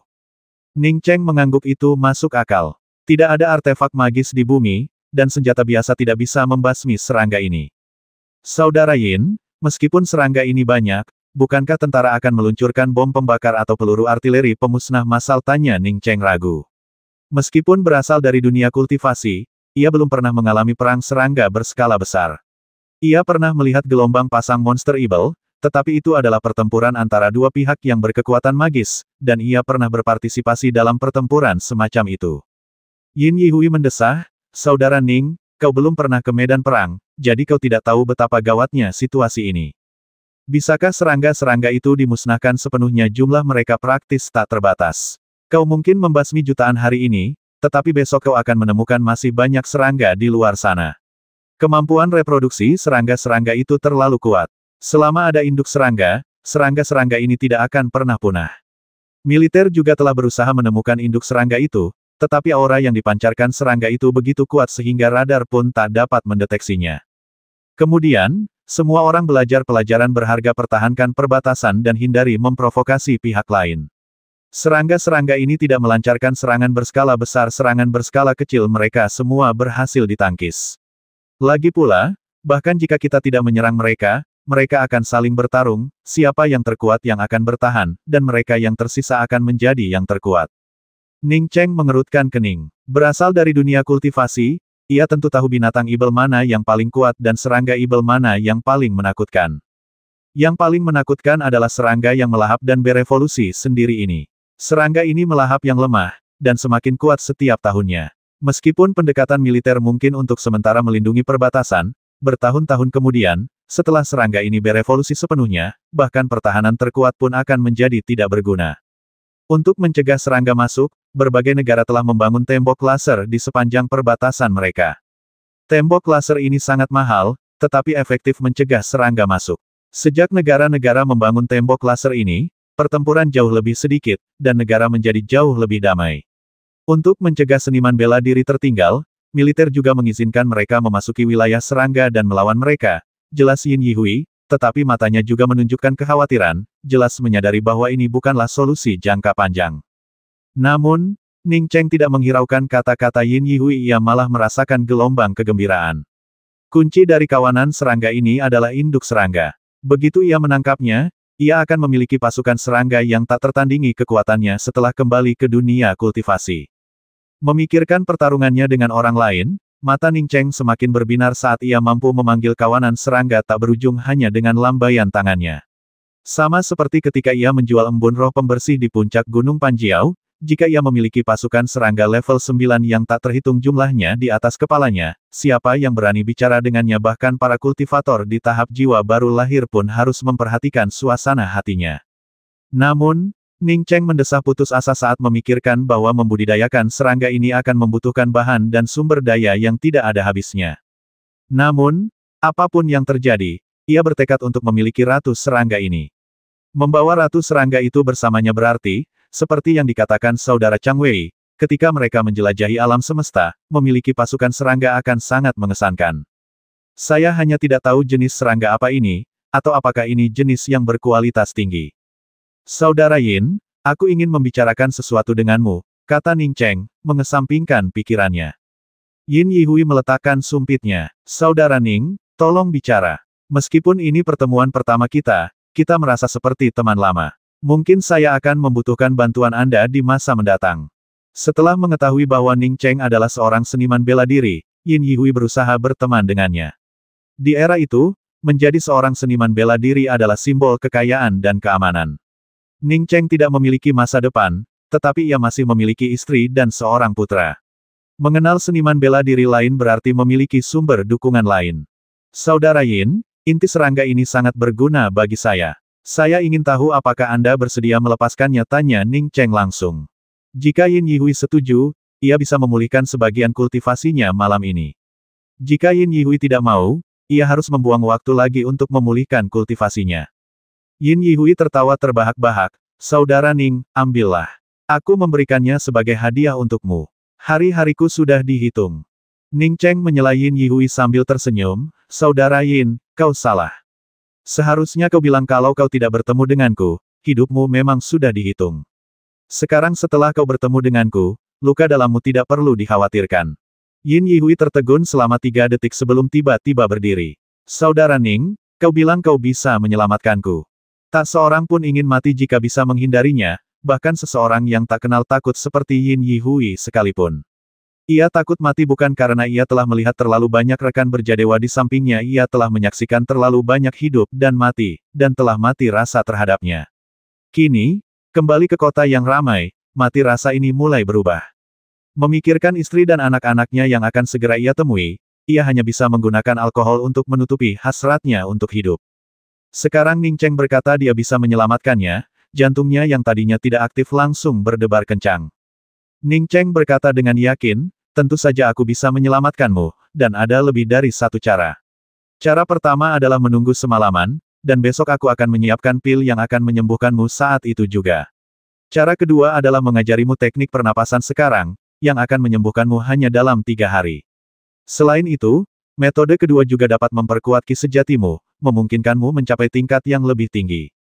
Metode pertama yang digunakan Ning Cheng tentu saja adalah menyerap inti ibel, memulihkan sedikit kesadaran ilahinya, lalu mengeluarkan batu dan pil rohnya.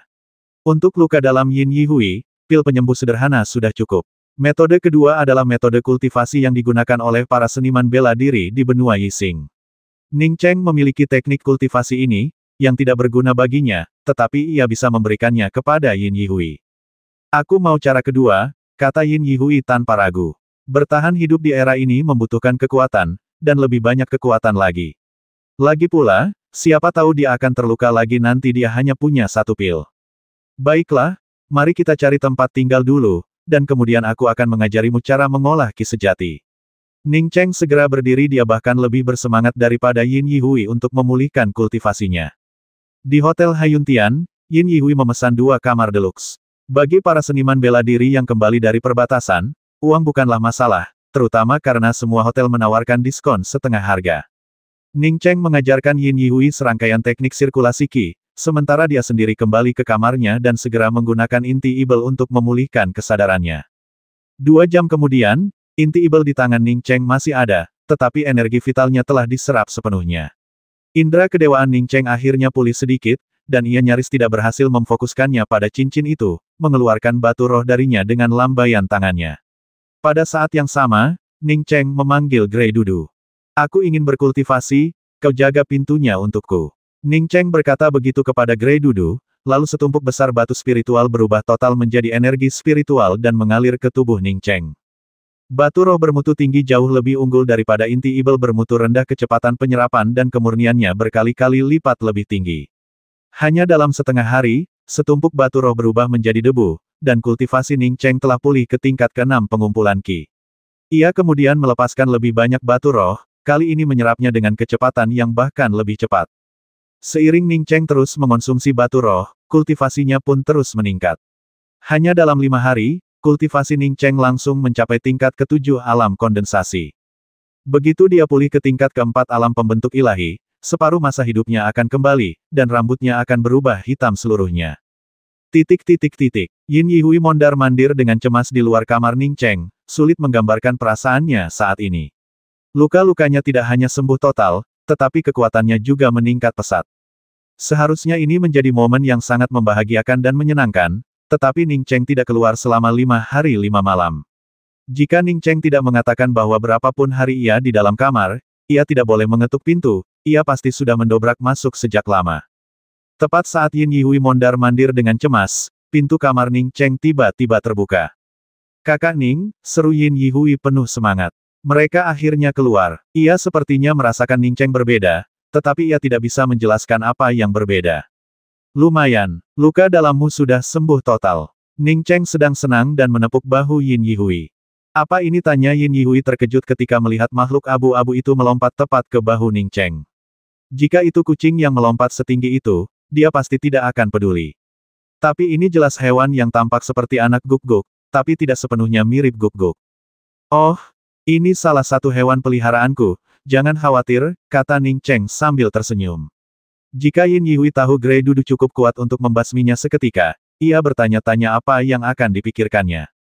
Yin Yihui tidak terlalu memikirkannya dan dengan bersemangat berkata kepada Ning Cheng, "Saudara Ning, teknik kultivasi Qi yang kau ajarkan kepadaku sungguh luar biasa. Hanya dalam 2 hari, luka dalamku tidak hanya sembuh total, tetapi kekuatanku juga meningkat pesat. Baiklah, lanjutkan kultivasimu. Serangga-serangga itu tidak akan terlalu mengancammu di masa depan." Setelah Ning Cheng selesai berbicara, ia berpikir sejenak, lalu tiba-tiba mengeluarkan pedang panjang dari kemejanya dan menyerahkannya kepada Yin Yihui, sambil berkata, "Ini untukmu." "Ah!" Yin Yihui menatap kosong ke arah pakaian Ning Cheng. Bagaimana mungkin Ning Cheng memiliki pisau sepanjang itu di dalam pakaiannya? Ning Cheng menyela Yin Yihui yang linglung, "Bagaimana menurutmu tentang pisau ini? Bagaimana perbandingannya dengan senjata aslimu?" Yin Yihui kemudian memusatkan perhatiannya pada pisau di tangannya, dan berseru kaget, "Senjata tingkat apa ini?" "Gunakan energi sejatimu untuk menebas tong sampah ini," kata Ning Cheng sambil menunjuk tong sampah logam di sebelahnya. Ia benar-benar tak bisa menemukan senjata sihir yang lebih buruk. Pedang panjang sihir tingkat tinggi ini adalah yang terburuk di cincinnya. "Bagaimana kalau aku mematahkan bilahnya?" Yin Yihui merasakan aura dingin yang terpancar dari bilahnya dan tahu itu bukan senjata biasa. Ia enggan menebas. Ning Cheng tertawa dan berkata, "Jika pisaunya patah sekarang, ia tidak akan bisa membasmi serangga lagi." Yin Yihui merasa itu masuk akal, dan segera mengangkat pisaunya dan menebas. Tong sampah logam itu terbelah 2 semudah tahu, tanpa perlawanan apapun. Pisau ini, Yin Yihui menatap ngeri pisau panjang di tangannya. Bahkan senjata panglima perang mereka mungkin tidak sekuat dan setajam ini. "Simpan pisaunya untuk membasmi beberapa serangga lagi. Aku akan mencari adikku. Aku akan menemuimu di perbatasan suatu hari nanti. Aku pergi sekarang, sampai kita bertemu lagi. Oh, dan kau harus membuat sarung untuk pisau ini sendiri, agar tidak ada yang menginginkannya." Ning Cheng menepuk bahu Yin Yihui lagi dan bergegas menuruni tangga. Ning Cheng paling cemas memikirkan adik perempuannya, Ning Ruolan. Jika bukan karena Ruolan, ia pasti sudah pergi ke perbatasan bersama Yin Yihui sekarang juga. Dengan kekuatan cakram pertempuran level 5 miliknya, ia bahkan tak perlu menggerakkan jari para ibel serangga itu pasti akan tumbang hanya dengan melihatnya. Kakak Ning Xiao Cheng. Saat Yin Yihui menyadari apa yang terjadi, Ning Cheng sudah jauh. Ia bergegas menuruni tangga, tetapi Ning Xiao Cheng tidak terlihat dimanapun. Orang yang luar biasa, aku tak pernah menyangka, Yin Yihui, suatu hari akan bertemu dengan orang yang begitu cakap. Yin Yihui berdiri di pintu masuk hotel, mengepalkan tinjunya. Semangat juangnya kembali berkobar. Dengan teknik sirkulasi Qi yang diberikan Ning Cheng, dan dengan pedang panjang yang begitu mengerikan, betapa hebatnya dia di perbatasan. Ning Xiao Cheng memang terlihat lebih muda darinya, tetapi yang lebih cakap adalah sang kakak. Ning Xiao Cheng tidak hanya menyelamatkan nyawanya, tetapi juga mengajarinya seni bela diri, jadi memanggilnya kakak sangatlah tepat. Tuan, tolong simpan pisau panjang Anda. Seorang pelayan yang berdiri di pintu tersenyum dan melangkah maju untuk mengingatkan Yin Yihui. Banyak orang sekarang membawa pisau ke kamar hotel mereka, jadi pelayan itu sudah terbiasa. Oh, baiklah. Yin Yihui melepas mantelnya dan dengan hati-hati membungkus pedang panjang itu di dalamnya. Setelah membungkus pedang panjangnya dengan hati-hati, Yin Yihui hendak naik ke atas untuk mengemasi barang-barangnya. Ia berencana kembali menemui istri dan anak-anaknya sebelum menuju perbatasan. Meskipun kakak laki-lakinya, Ning Xiao Cheng, tidak tahu di regu mana ia berada, Ning Xiao Cheng yakin ia bisa mengetahui lokasinya. Saya berharap saudara Ning Xiao Cheng segera menemukan saudara perempuannya, sehingga mereka dapat pergi ke perbatasan untuk berjuang bersama. Tuan, mohon tunggu sebentar. Sebuah suara yang jelas dan menyenangkan memanggil Yin Yihui. Yin Yihui berbalik dan melihat seorang wanita cantik. Pinggang rampingnya menonjolkan lekuk tubuhnya yang berisi, dan senyum lembutnya langsung memikat hati. Satu-satunya kekurangannya adalah bibirnya yang agak tipis. Namun, kekurangan ini tidak mengurangi kecantikannya.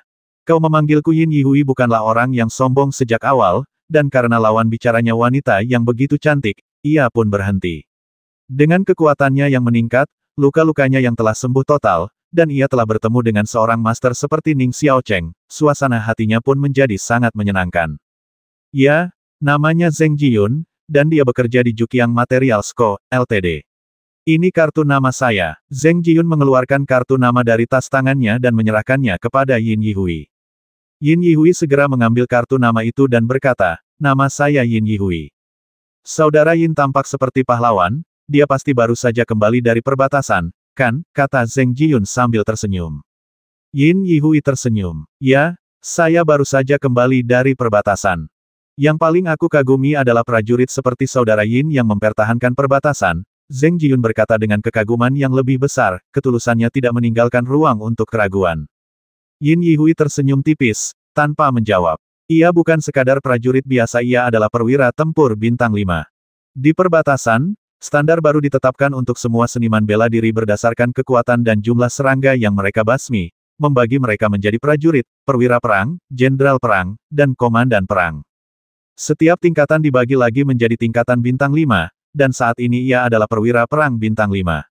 Namun, Yin Yihui juga tahu bahwa ada banyak orang yang lebih kuat darinya, dan ia hanya mengamankan tempat untuk dirinya sendiri di perbatasan melalui semangat juangnya yang tak kenal takut dan gigih. Karena sikapnya yang tak kenal takut, ia dipenuhi luka-luka. Jika ia tidak bertemu saudara Ning Xiao Cheng, ia pasti sudah mati. Aku baru saja mendengarmu menyebut Ning Xiao Cheng, apa kau kenal dia, tanya Zheng Jiyun langsung, melihat orang itu belum membantah klaimnya bahwa dia seorang tentara. Ya, saya baru saja bertemu saudara Ning Xiao Cheng. Presiden Zheng, apakah Anda juga mengenalnya? Yin Yihui langsung bersemangat ketika Zheng Jiyun menyebut Ning Xiao Cheng. Zheng Jiyun mengangguk, kita sudah lama tidak bertemu. Dia pacar teman sekelasku. Meskipun Zheng Jiyun sedang membicarakan Ning Cheng, ia sebenarnya sedang memikirkan cara untuk mengenal Yin Yihui lebih baik. Rantai pasokan Juqiang Materials Co., Ltd., semakin tidak berkelanjutan, dan ia bertanya-tanya apakah ia bisa mendapatkan beberapa bahan serangga langsung dari penjaga perbatasan. Tidak, Ning Xiao Cheng terlihat sangat sial. Bahkan prajurit perbatasan bintang 1 pun tidak akan memanggilnya kakak. Lagi pula, siapapun yang mampu menginap di Hotel Hayuntian setidaknya adalah prajurit bintang 1. Zheng Jiyun memikirkan hal ini dan jantungnya berdebar kencang. Ia terlalu berprasangka buruk sehingga ia mengabaikan Ning Xiao Cheng. Jiyun, pikiran Zheng Jiyun terganggu lagi. Zheng Jiyun sedikit mengernyit saat melihat pemuda yang mengikutinya. Pria ini seperti lintah, selalu berkeliaran di sekitarnya. Bos ingin kamu datang. Dia sedang marah, entah kenapa, bisik pemuda itu di telinga Zheng Jiyun.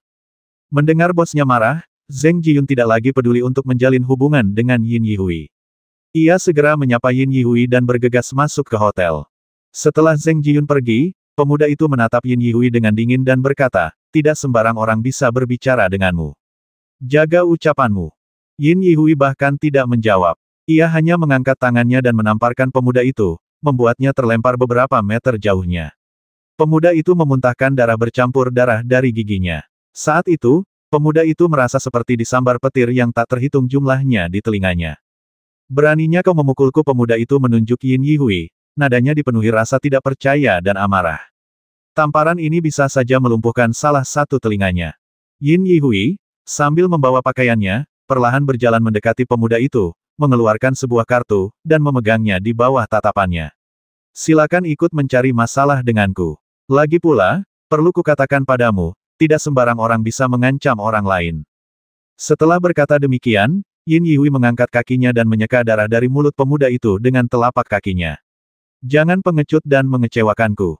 Sekolah Tempur Bintang 5. Sekolah Tempur Bintang 5. Saat ini, pemuda yang terbaring di tanah tak berani mengatakan apapun tentang balas dendam. Pikirannya hanya bergetar dan mengulang-ulang 4 kata ini. Ning Cheng memanggil artefak pesawat ruang angkasa sederhana di tempat terpencil. Setelah pulih ke tingkat kultivasi kondensasi sejati, ia merasa tidak perlu naik mobil. Lagi pula, siapa yang tahu kalau ia perlu kartu identitas untuk bepergian dengan mobil? Ia sebenarnya tidak punya kartu identitas saat ini. Bahkan artefak pesawat ruang angkasa tingkat tinggi pun jauh lebih cepat daripada pesawat terbang. Setengah jam kemudian, Ning Cheng muncul di pintu masuk Universitas Jiangsu. Ia datang bukan untuk mencari Tian Muan, ia tahu Tian Muan tidak ada di Jiangsu.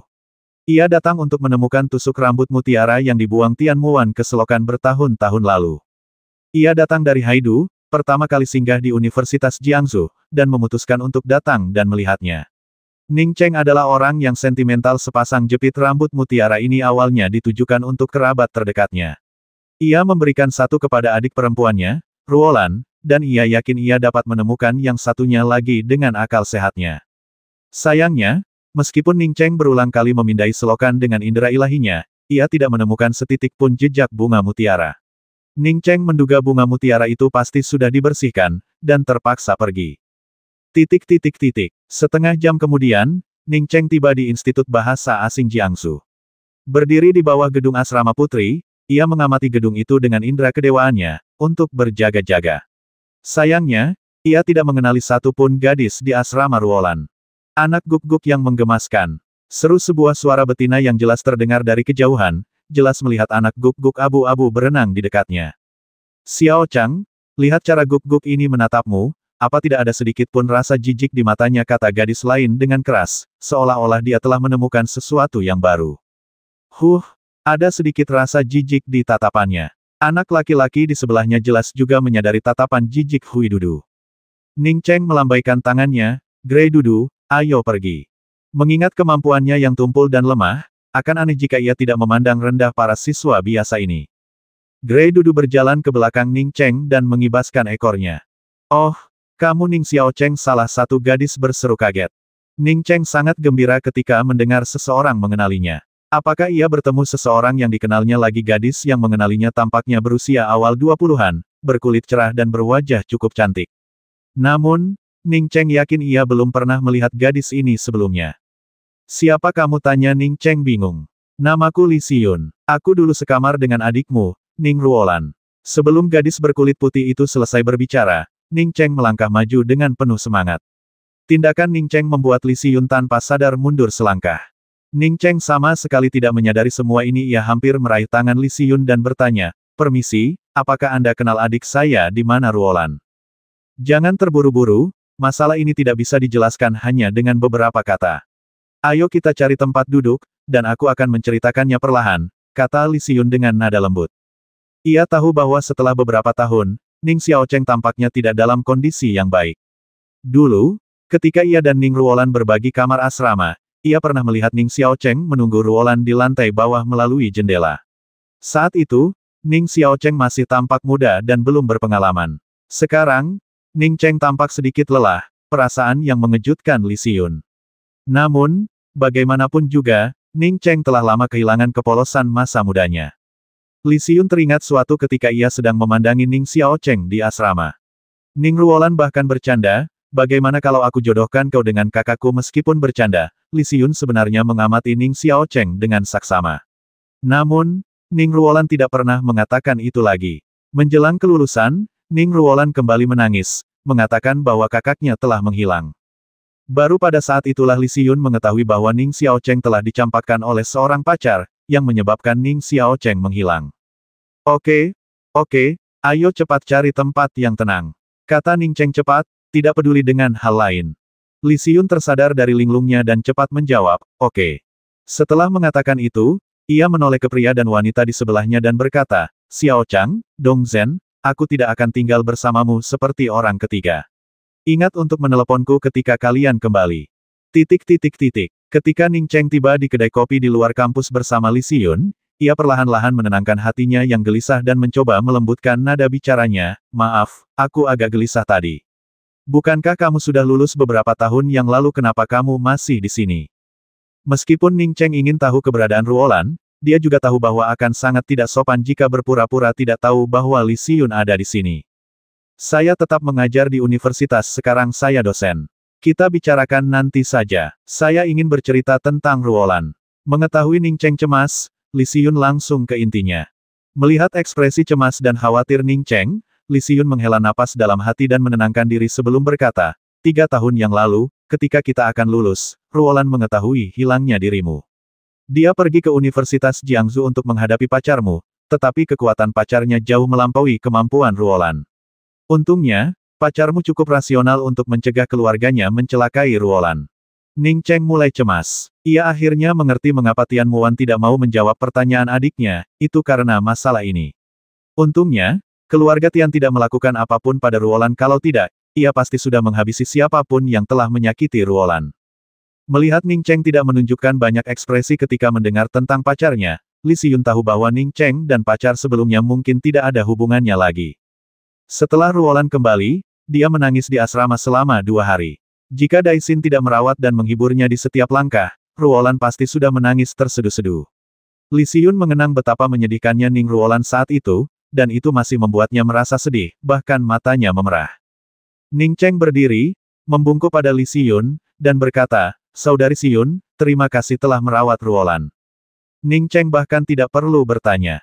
Meskipun Li Xiyun tidak mengatakan bahwa dia juga merawat Ning Ruolan, dia bisa menebak bahwa Li Xiyun pasti juga merawat Ruolan. Mendengar Ning Cheng memanggilnya kakak, Li Xiyun sedikit tersipu dan cepat berkata, Ruolan adalah adik kita, ini yang harus kita lakukan, kamu tidak perlu memasukkannya ke dalam hati. Selama itu, ia memang merawat Ning Ruolan dengan baik. Berkat semua orang di asrama yang begitu baik merawatnya, ia perlahan-lahan menjadi tenang, meskipun ia menjadi semakin pendiam. Ning Cheng tidak bertanya lebih jauh lagi, dia tahu Li Xiyun akan memberitahunya. Setelah Ning Cheng duduk, Li Xiyun melanjutkan, tepat sebelum lulus, Ruolan meninggalkan Institut Bahasa Asing Jiangsu tanpa menerima ijazahnya. Dia bilang dia tidak percaya kau telah tiada, dia bertekad untuk menemukanmu dengan usahanya sendiri. Kami semua mengira dia hanya terlalu merindukanmu, tapi kami tidak pernah menyangka kau masih di sini. Jadi, kau bahkan tidak tahu kemana Ruolan pergi. Ekspresi Ning Cheng sedikit berubah. Jika Li Xiyun juga tidak tahu, apa yang harus dia lakukan? Li Xiyun ragu sejenak sebelum berkata, kurasa dia sudah memulai bisnisnya sendiri. Dia pernah mengungkapkan bahwa hanya kekayaan tak terbatas yang bisa melindungi dirinya dan saudaranya dari perundungan. Daixin seharusnya lebih tahu detailnya daripada aku. Daixin juga membantu Ruolan mengambil ijazah kelulusannya. Kau bisa mencoba mencari Daixin. Ning Cheng menghela napas lega. Ia tahu adiknya dan Daixin adalah orang terdekatnya. Sepertinya ia harus pergi ke Peihua untuk berkunjung, karena kampung halaman Daixin ada di Peihua. Jangan khawatir, aku akan menelepon Daixin, kata Li Xiyun sambil mengeluarkan ponselnya. Ning Cheng melihat bahwa nomor yang dihubungi Li Xiyun adalah nomor yang sama yang sebelumnya tidak bisa dihubungi. Saat ia hendak menyela dan mengatakan bahwa nomor itu tidak aktif lagi, ia mendengar serangkaian suara dari luar. Ah, yang dikepung itu Dong Zhen dan Mu Xiaochang. Aku akan pergi melihatnya. Li Xiyun sudah melihat melalui jendela kedai kopi bahwa dua orang yang dikepung di jalan di luar memang Dong Zhen dan Mu Xiaochang. Ning Cheng mengangguk dan ikut berdiri. Ia tahu masalah Ruolan tidak bisa diburu-buru 3 tahun telah berlalu, dan dengan kecepatannya saat ini, kultivasinya akan segera pulih. Saat itu, bahkan tanpa menyelidiki apapun, ia masih bisa merasakan Ruolan melalui indera ilahinya. Ada apa? Xiaochang Li Xiyun, yang telah bekerja sebagai dosen universitas selama beberapa tahun, memancarkan aura tertentu. Suaranya yang dingin membuat mereka terdiam sejenak. Wanita bertopi merah muda itu melihat Li Xiyun mendekat dan buru-buru berkata, "Xiyun, pria ini benar-benar tidak masuk akal. Aku dan Dong Zhen baru saja melihat beberapa tulang serangga ini, dan dia bilang aku telah merusak energi vital di dalam tulang serangga itu dan kami harus membelinya atau dia harus membayar kami kembali. Setiap tulang serangga harganya beberapa ribu yuan. Dari mana aku bisa mendapatkan uang sebanyak itu? Mereka hanya ingin memeras uang," kata Dong Zhen dengan marah. Meskipun ada sedikit kecemasan di matanya, menunjukkan bahwa dia tahu sulit untuk melarikan diri dari situasi seperti ini. "Saya akan menelepon polisi sekarang. Apa mereka tidak punya alasan untuk berunding mereka mau membeli sesuatu hanya karena menyentuhnya apa serangga sudah berevolusi sampai bisa mendirikan kios?" Li Xiyun berbicara dengan sangat cerdik, dan hanya dalam beberapa patah kata, ia menyebut pemilik kios itu serangga yang tidak manusiawi. Ning Cheng memperhatikan bahwa pria penjual barang itu sangat kuat, dan auranya sama berdarahnya dengan Yin Yihui. Mendengar kata-kata Li Xiyun, pria itu mendengus, "Silakan panggil polisi. Kau tidak akan pergi sebelum membayar barang-barangku." "Tunggu sebentar." Ning Cheng menghentikan Li Xiyun yang hendak menelepon polisi, berjalan ke bilik, mengambil sebuah kotak kayu panjang, dan hendak membukanya. "Jangan membuka ini sembarangan. Itu semua tulang serangga. Membukanya akan membuatmu kehilangan energi vital. Kau harus membelinya, atau kau akan rugi. Jangan kembali lagi nanti sambil bilang aku menipumu." Pemilik kios menunjuk Ning Cheng tanpa sopan santun. Ning Cheng berkata dengan santai, "Kalau aku mau beli barangmu, tentu saja aku harus membukanya dan melihatnya. Kalau tidak, bagaimana aku bisa tahu itu asli atau palsu?" Tanpa menunggu lawan bicaranya berbicara lagi, Ning Cheng membuka kotak kayu itu, memancarkan aura yang ganas. Di dalamnya terdapat benda berwarna coklat keabu-abuan, jelas merupakan sepotong tulang serangga. Palsu. Bahkan perusahaan material ternama seperti Domain Insect Materials, Hurricane Materials, dan City Ruolan Materials menerima barang saya. "Bagaimana mungkin barang saya palsu?" kata pemilik kios dengan nada sarkastis. "Siapa bilang energi vital bahan serangga itu akan hilang jika kotak kayunya dibuka?" Omong kosong sekali. Ning Cheng mencibir. Jika pemilik kios salah paham, itu lain cerita, tetapi jika dia benar-benar menggunakan ini sebagai alasan untuk memeras uang, maka dia telah datang ke orang yang tepat. "Apa kataku berlaku? Sekarang buka kotak kayunya, dan kau harus membeli tulang serangga ini," kata pemilik kios dengan galak. Ning Cheng tiba-tiba teringat sesuatu, dan tangannya yang menggenggam tulang serangga mulai gemetar.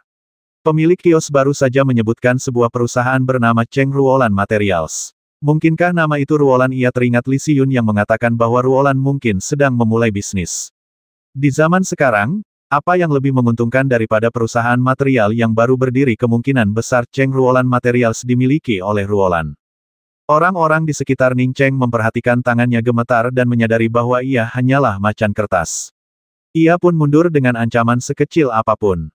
Melihat kondisi Ning Cheng, Li Xiyun menghela napas dalam hati, melangkah maju dan menarik Ning Cheng, sambil berkata, "Xiao Cheng, ayo kita beli. Aku yang bayar." Ning Cheng tersadar dari lamunannya dan segera berkata kepada Li Xiyun, "Biar aku saja. Aku sedang melamun sejenak." Setelah berkata demikian, Ning Cheng berkata kepada pemilik kios, "Ambil alih kiosmu dan tinggalkan di sini. Kita cari tempat untuk bernegosiasi harga." Pemilik kios membanting barang dagangannya ke kios, hendak mengutuk Ning Cheng karena berani menyuruhnya berkemas dan bernegosiasi harga. Ketika ia melihat Ning Cheng dengan ringan membengkokkan tulang serangga di tangannya, tulang sepanjang satu kaki itu langsung terbelah dua. Tak puas hanya dengan itu, Ning Cheng menumpuk kedua potongan itu, membengkokkannya lagi, dan menghasilkan 4 bagian. Penjual tulang serangga itu ternganga, menelan ludah. Ia tahu betul betapa kerasnya tulang-tulang serangga ini. Tulang-tulang itu beberapa kali lebih keras daripada baja murni. Mematahkannya hanya dengan sekali tekukan, berapa besar tenaga yang dibutuhkan terlebih lagi. Tulang-tulang serangga ini hanya sepanjang 30 cm tidak hanya patah, tetapi juga ditumpuk dan dipecah menjadi 4 bagian lagi. Kekuatan ini bukan hanya hebat, tapi juga mengerikan, bahkan sangat mengerikan. Dia berdagang tulang serangga dan juga membasmi serangga tingkat rendah di luar negeri, jadi dia tahu apa artinya ini. Bahkan jika dia seorang prajurit bintang 1, dia mungkin tidak akan mampu melakukannya. Apakah kamu keberatan? Ning Cheng memasukkan tulang-tulang yang patah ke dalam kotak kayu dan bertanya lagi dengan perlahan. Kakak, aku tidak keberatan. Pria penjual tulang serangga itu tergagap, bahkan tak mampu mengendalikan nadanya. Ia tahu jika orang di depannya benar-benar memiliki kekuatan seperti itu, bahkan jika ia membasminya, itu akan menjadi kematian yang sia-sia. Ini bukan dunia beberapa tahun yang lalu. Dunia perlahan berubah, dan seseorang seperti dirinya, yang telah menghabiskan bertahun-tahun di perbatasan, sangat memahami arti perubahan ini. Seseorang yang bisa menjadi jenderal, bahkan jika kau membasminya beberapa kali, dia akan baik-baik saja. Paling-paling, dia hanya perlu pergi ke perbatasan untuk memverifikasi status jenderalnya. Ning Cheng dengan santai melemparkan kotak kayu itu ke atas kios. Kalau kalian tidak keberatan, silakan pergi. Tinggalkan saja kios ini. Di sini tidak ada yang mau kios kumuh seperti ini. Aku sedang terburu-buru, jadi jangan berlama-lama. Oke. Pria itu tak berani membantah lagi dan segera memanggil Lulu di belakangnya. Lulu, aku ada urusan. Kamu jaga kios ya. Ning Cheng kemudian menyadari bahwa orang ini sebenarnya punya teman, tetapi temannya pemalu dan sama sekali tidak memiliki kesan berwibawa seperti pemilik kios. Saudaraku, ini Zhao Seng. Ada kedai kopi di depan, aku ingin mengajakmu minum. Pria itu telah kehilangan semua keganasannya sebelumnya. Pergi ke kedai kopi bukan untuk bernegosiasi harga dengan Ning Cheng, melainkan tentang seberapa banyak yang bisa ia tawarkan untuk menenangkan amarah pria itu. Pada titik ini, bahkan jika Ning Cheng menawarinya uang, ia tidak akan berani menerimanya. Aku mau minum dulu, tapi ajak aku ke suatu tempat dulu. Kalau kamu berhasil, aku akan melepasmu kali ini. Ning Cheng tidak menyebutkan di mana, tetapi menoleh ke Li Xiyun dan berkata, Xiyun, kamu harus kembali ke sekolah dulu. Aku ada urusan, aku akan menemuimu nanti. Ngomong-ngomong, telepon Daixin sedang tidak aktif. Kapan terakhir kali kamu menelepon Daixin? Li Xiyun tidak menyaksikan Ning Cheng mematahkan tulang serangga, dan dia agak bingung mengapa Zhao Seng tiba-tiba bersikap begitu sopan. 3 bulan yang lalu terakhir kali, jawab Li Xiyun santai. Meskipun ia dan Daixin sekamar, mereka berdua sibuk dengan kehidupan masing-masing setelah lulus, dan hanya sesekali ketika ada waktu luang mereka ingat untuk saling menelepon dan menyapa. 3 bulan yang lalu, Daixin masih pakai ponsel yang sama jadi, seharusnya Daixin tidak ganti ponsel. Kalau begitu teleponlah Daixin lagi sekarang, kata Ning Cheng cepat, mengetahui bahwa Daixin belum mengganti nomor teleponnya. Li Xiyun melihat Zhao Seng tak berani bersuara, dan tahu pasti ada alasan yang membuatnya tak tahu. Tanpa berpikir panjang, ia mengangkat telepon dan menghubungi Daixin lagi. Ponselnya sedang tidak aktif. Li Xiyun segera meletakkan ponselnya. Saya mengerti, terima kasih atas bantuannya. Saya akan datang lagi nanti. Setelah mengatakan itu, Ning Cheng bergegas pergi bersama Zhao Seng. Xiyun? Apa yang terjadi? Mu Xiao Chang bertanya, menatap Ning Cheng dan Zhao Seng yang berjalan pergi, agak bingung. Li Xiyun juga menggelengkan kepalanya karena bingung, dia juga tidak mengerti apa yang sedang terjadi. Pacar Mu Xiao Chang, Dong Zhen, buru-buru berkata, ayo kembali ke sekolah dulu. Dia menyaksikan Ning Cheng mematahkan tulang serangga itu, dan barulah pemilik kios bernama Zhao Seng panik dan mengikuti Ning Cheng pergi. Jelas, Zhao Seng ketakutan. Kakak, kamu mau kemana? Ketika mereka sampai di tempat yang tidak terlalu ramai, Zhao Seng melihat Ning Cheng berhenti dan bertanya dengan hormat. Bukankah kau baru saja menyebutkan 3 perusahaan material terkenal? Sekarang bawa aku ke perusahaan material Cheng Ruolan dulu, dan berhenti bicara omong kosong, kata Ning Cheng terus terang. Wajah Zhao Seng langsung muram. Saudaraku, aku hanya membual. Domain Insect Materials dan Hurricane Materials memang perusahaan terkenal. Tapi mereka tidak akan pernah membeli materialku yang kualitasnya rendah.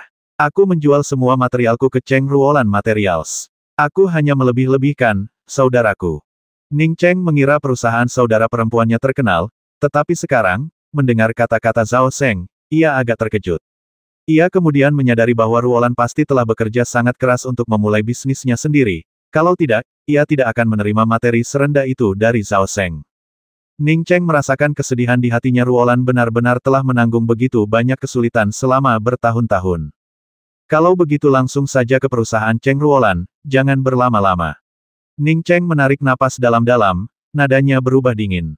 Meskipun Zhao Seng tidak ingin membuat Ning Cheng kesal, dia tetap menjelaskan dengan jujur, perusahaan Cheng Ruolan bangkrut. Saya tidak punya tempat untuk menjual bahan-bahan saya, jadi saya datang ke daratan untuk mendirikan kios. Perusahaan Cheng Ruolan bangkrut. Ning Cheng memancarkan niat membasmi dan menangkap Zhao Seng dengan lambaian tangannya.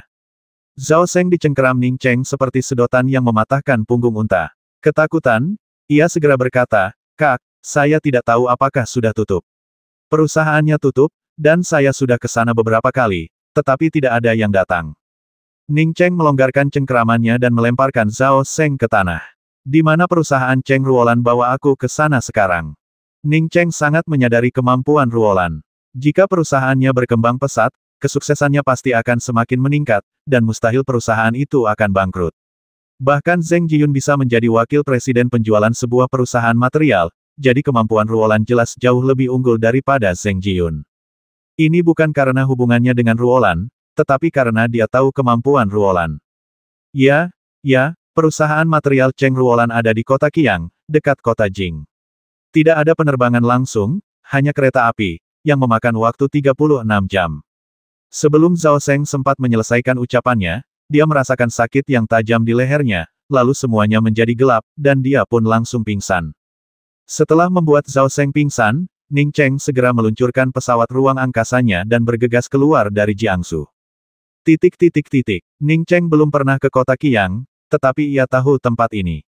Kota Jing, dekat perbatasan, adalah kota kecil. Jika Ruolan akan mendirikan perusahaan di kota Qiang, Ning Cheng bisa mengerti. Harga rumah di sini jauh lebih murah daripada di Jingsu, dan yang lebih penting, lokasinya tidak terlalu jauh dari kota perbatasan Jingsu. Karena kami perlu mengumpulkan material tulang serangga, kami tentu saja tidak bisa menemukan perusahaan di pedalaman. Kali ini, Ning Cheng bahkan lebih cepat. Ia tiba di kota Qiang dalam waktu kurang dari setengah jam. Ning Cheng membanting Zhao Seng ke tanah dan menamparnya hingga terbangun, sambil berkata, "Kita sudah di kota Qiang. Bawa aku ke Cheng Ruolan Material segera. Kita mau naik kereta." "Apa kita sudah di Qiang?" Zhao Seng menyadari apa yang terjadi, buru-buru berdiri dengan panik, melihat sekeliling, lalu menggelengkan kepala. Setelah beberapa saat, ia berseru kaget, "Kita benar-benar di Qiang. Apa yang terjadi padaku?" "Jangan tanya apa yang terjadi sebelumnya, tunjukkan saja jalannya," kata Ning Cheng dengan tidak sabar, hatinya dipenuhi kecemasan. Oke, pikiran Zhao Seng sedikit jernih. Ia teringat bahwa ia sepertinya telah ditendang pingsan oleh orang di depannya. Bagaimana ia bisa sampai ke Qiang secepat itu? Mungkinkah orang ini terbang? Dia tidak berani bertanya di dunia ini, bahkan serangga pun bisa tumbuh sangat besar, jadi tidak tampak aneh jika orang bisa terbang. Namun, ia semakin mengagumi Ning Cheng. Ia tahu Ning Cheng sangat peduli pada perusahaan material Cheng Ruolan. Sambil berjalan, ia berkata, "Waktu pertama kali berdiri, perusahaan Cheng Ruolan cukup bagus, tapi kudengar ada sesuatu yang terjadi kemudian dan perusahaannya anjlok." "Hah? Di mana mereka?" Zhao Seng sedang berbicara ketika tiba-tiba menyadari bahwa orang di sampingnya telah menghilang. Mereka menghilang tanpa suara, tanpa ia sadari sama sekali. Saat mendengarkan Zhao Seng berbicara, indera kedewaan Ning Cheng sepenuhnya tersapu. Ketika indera kedewaannya mendarat di sebuah plakat perunggu yang agak berkarat, ia begitu gembira hingga tak sempat berkata apa-apa lagi sebelum menghilang dengan cepat. Beberapa menit kemudian, Ning Cheng memasuki sebuah bangunan tua tanpa tanda apapun dan dengan cepat tiba di pintu sebuah ruangan di sudut lantai 7. Sebuah plakat perunggu berkarat berdiri di pintu masuk ruangan ini. Cheng Ruolan Materials Co., Ltd. 370.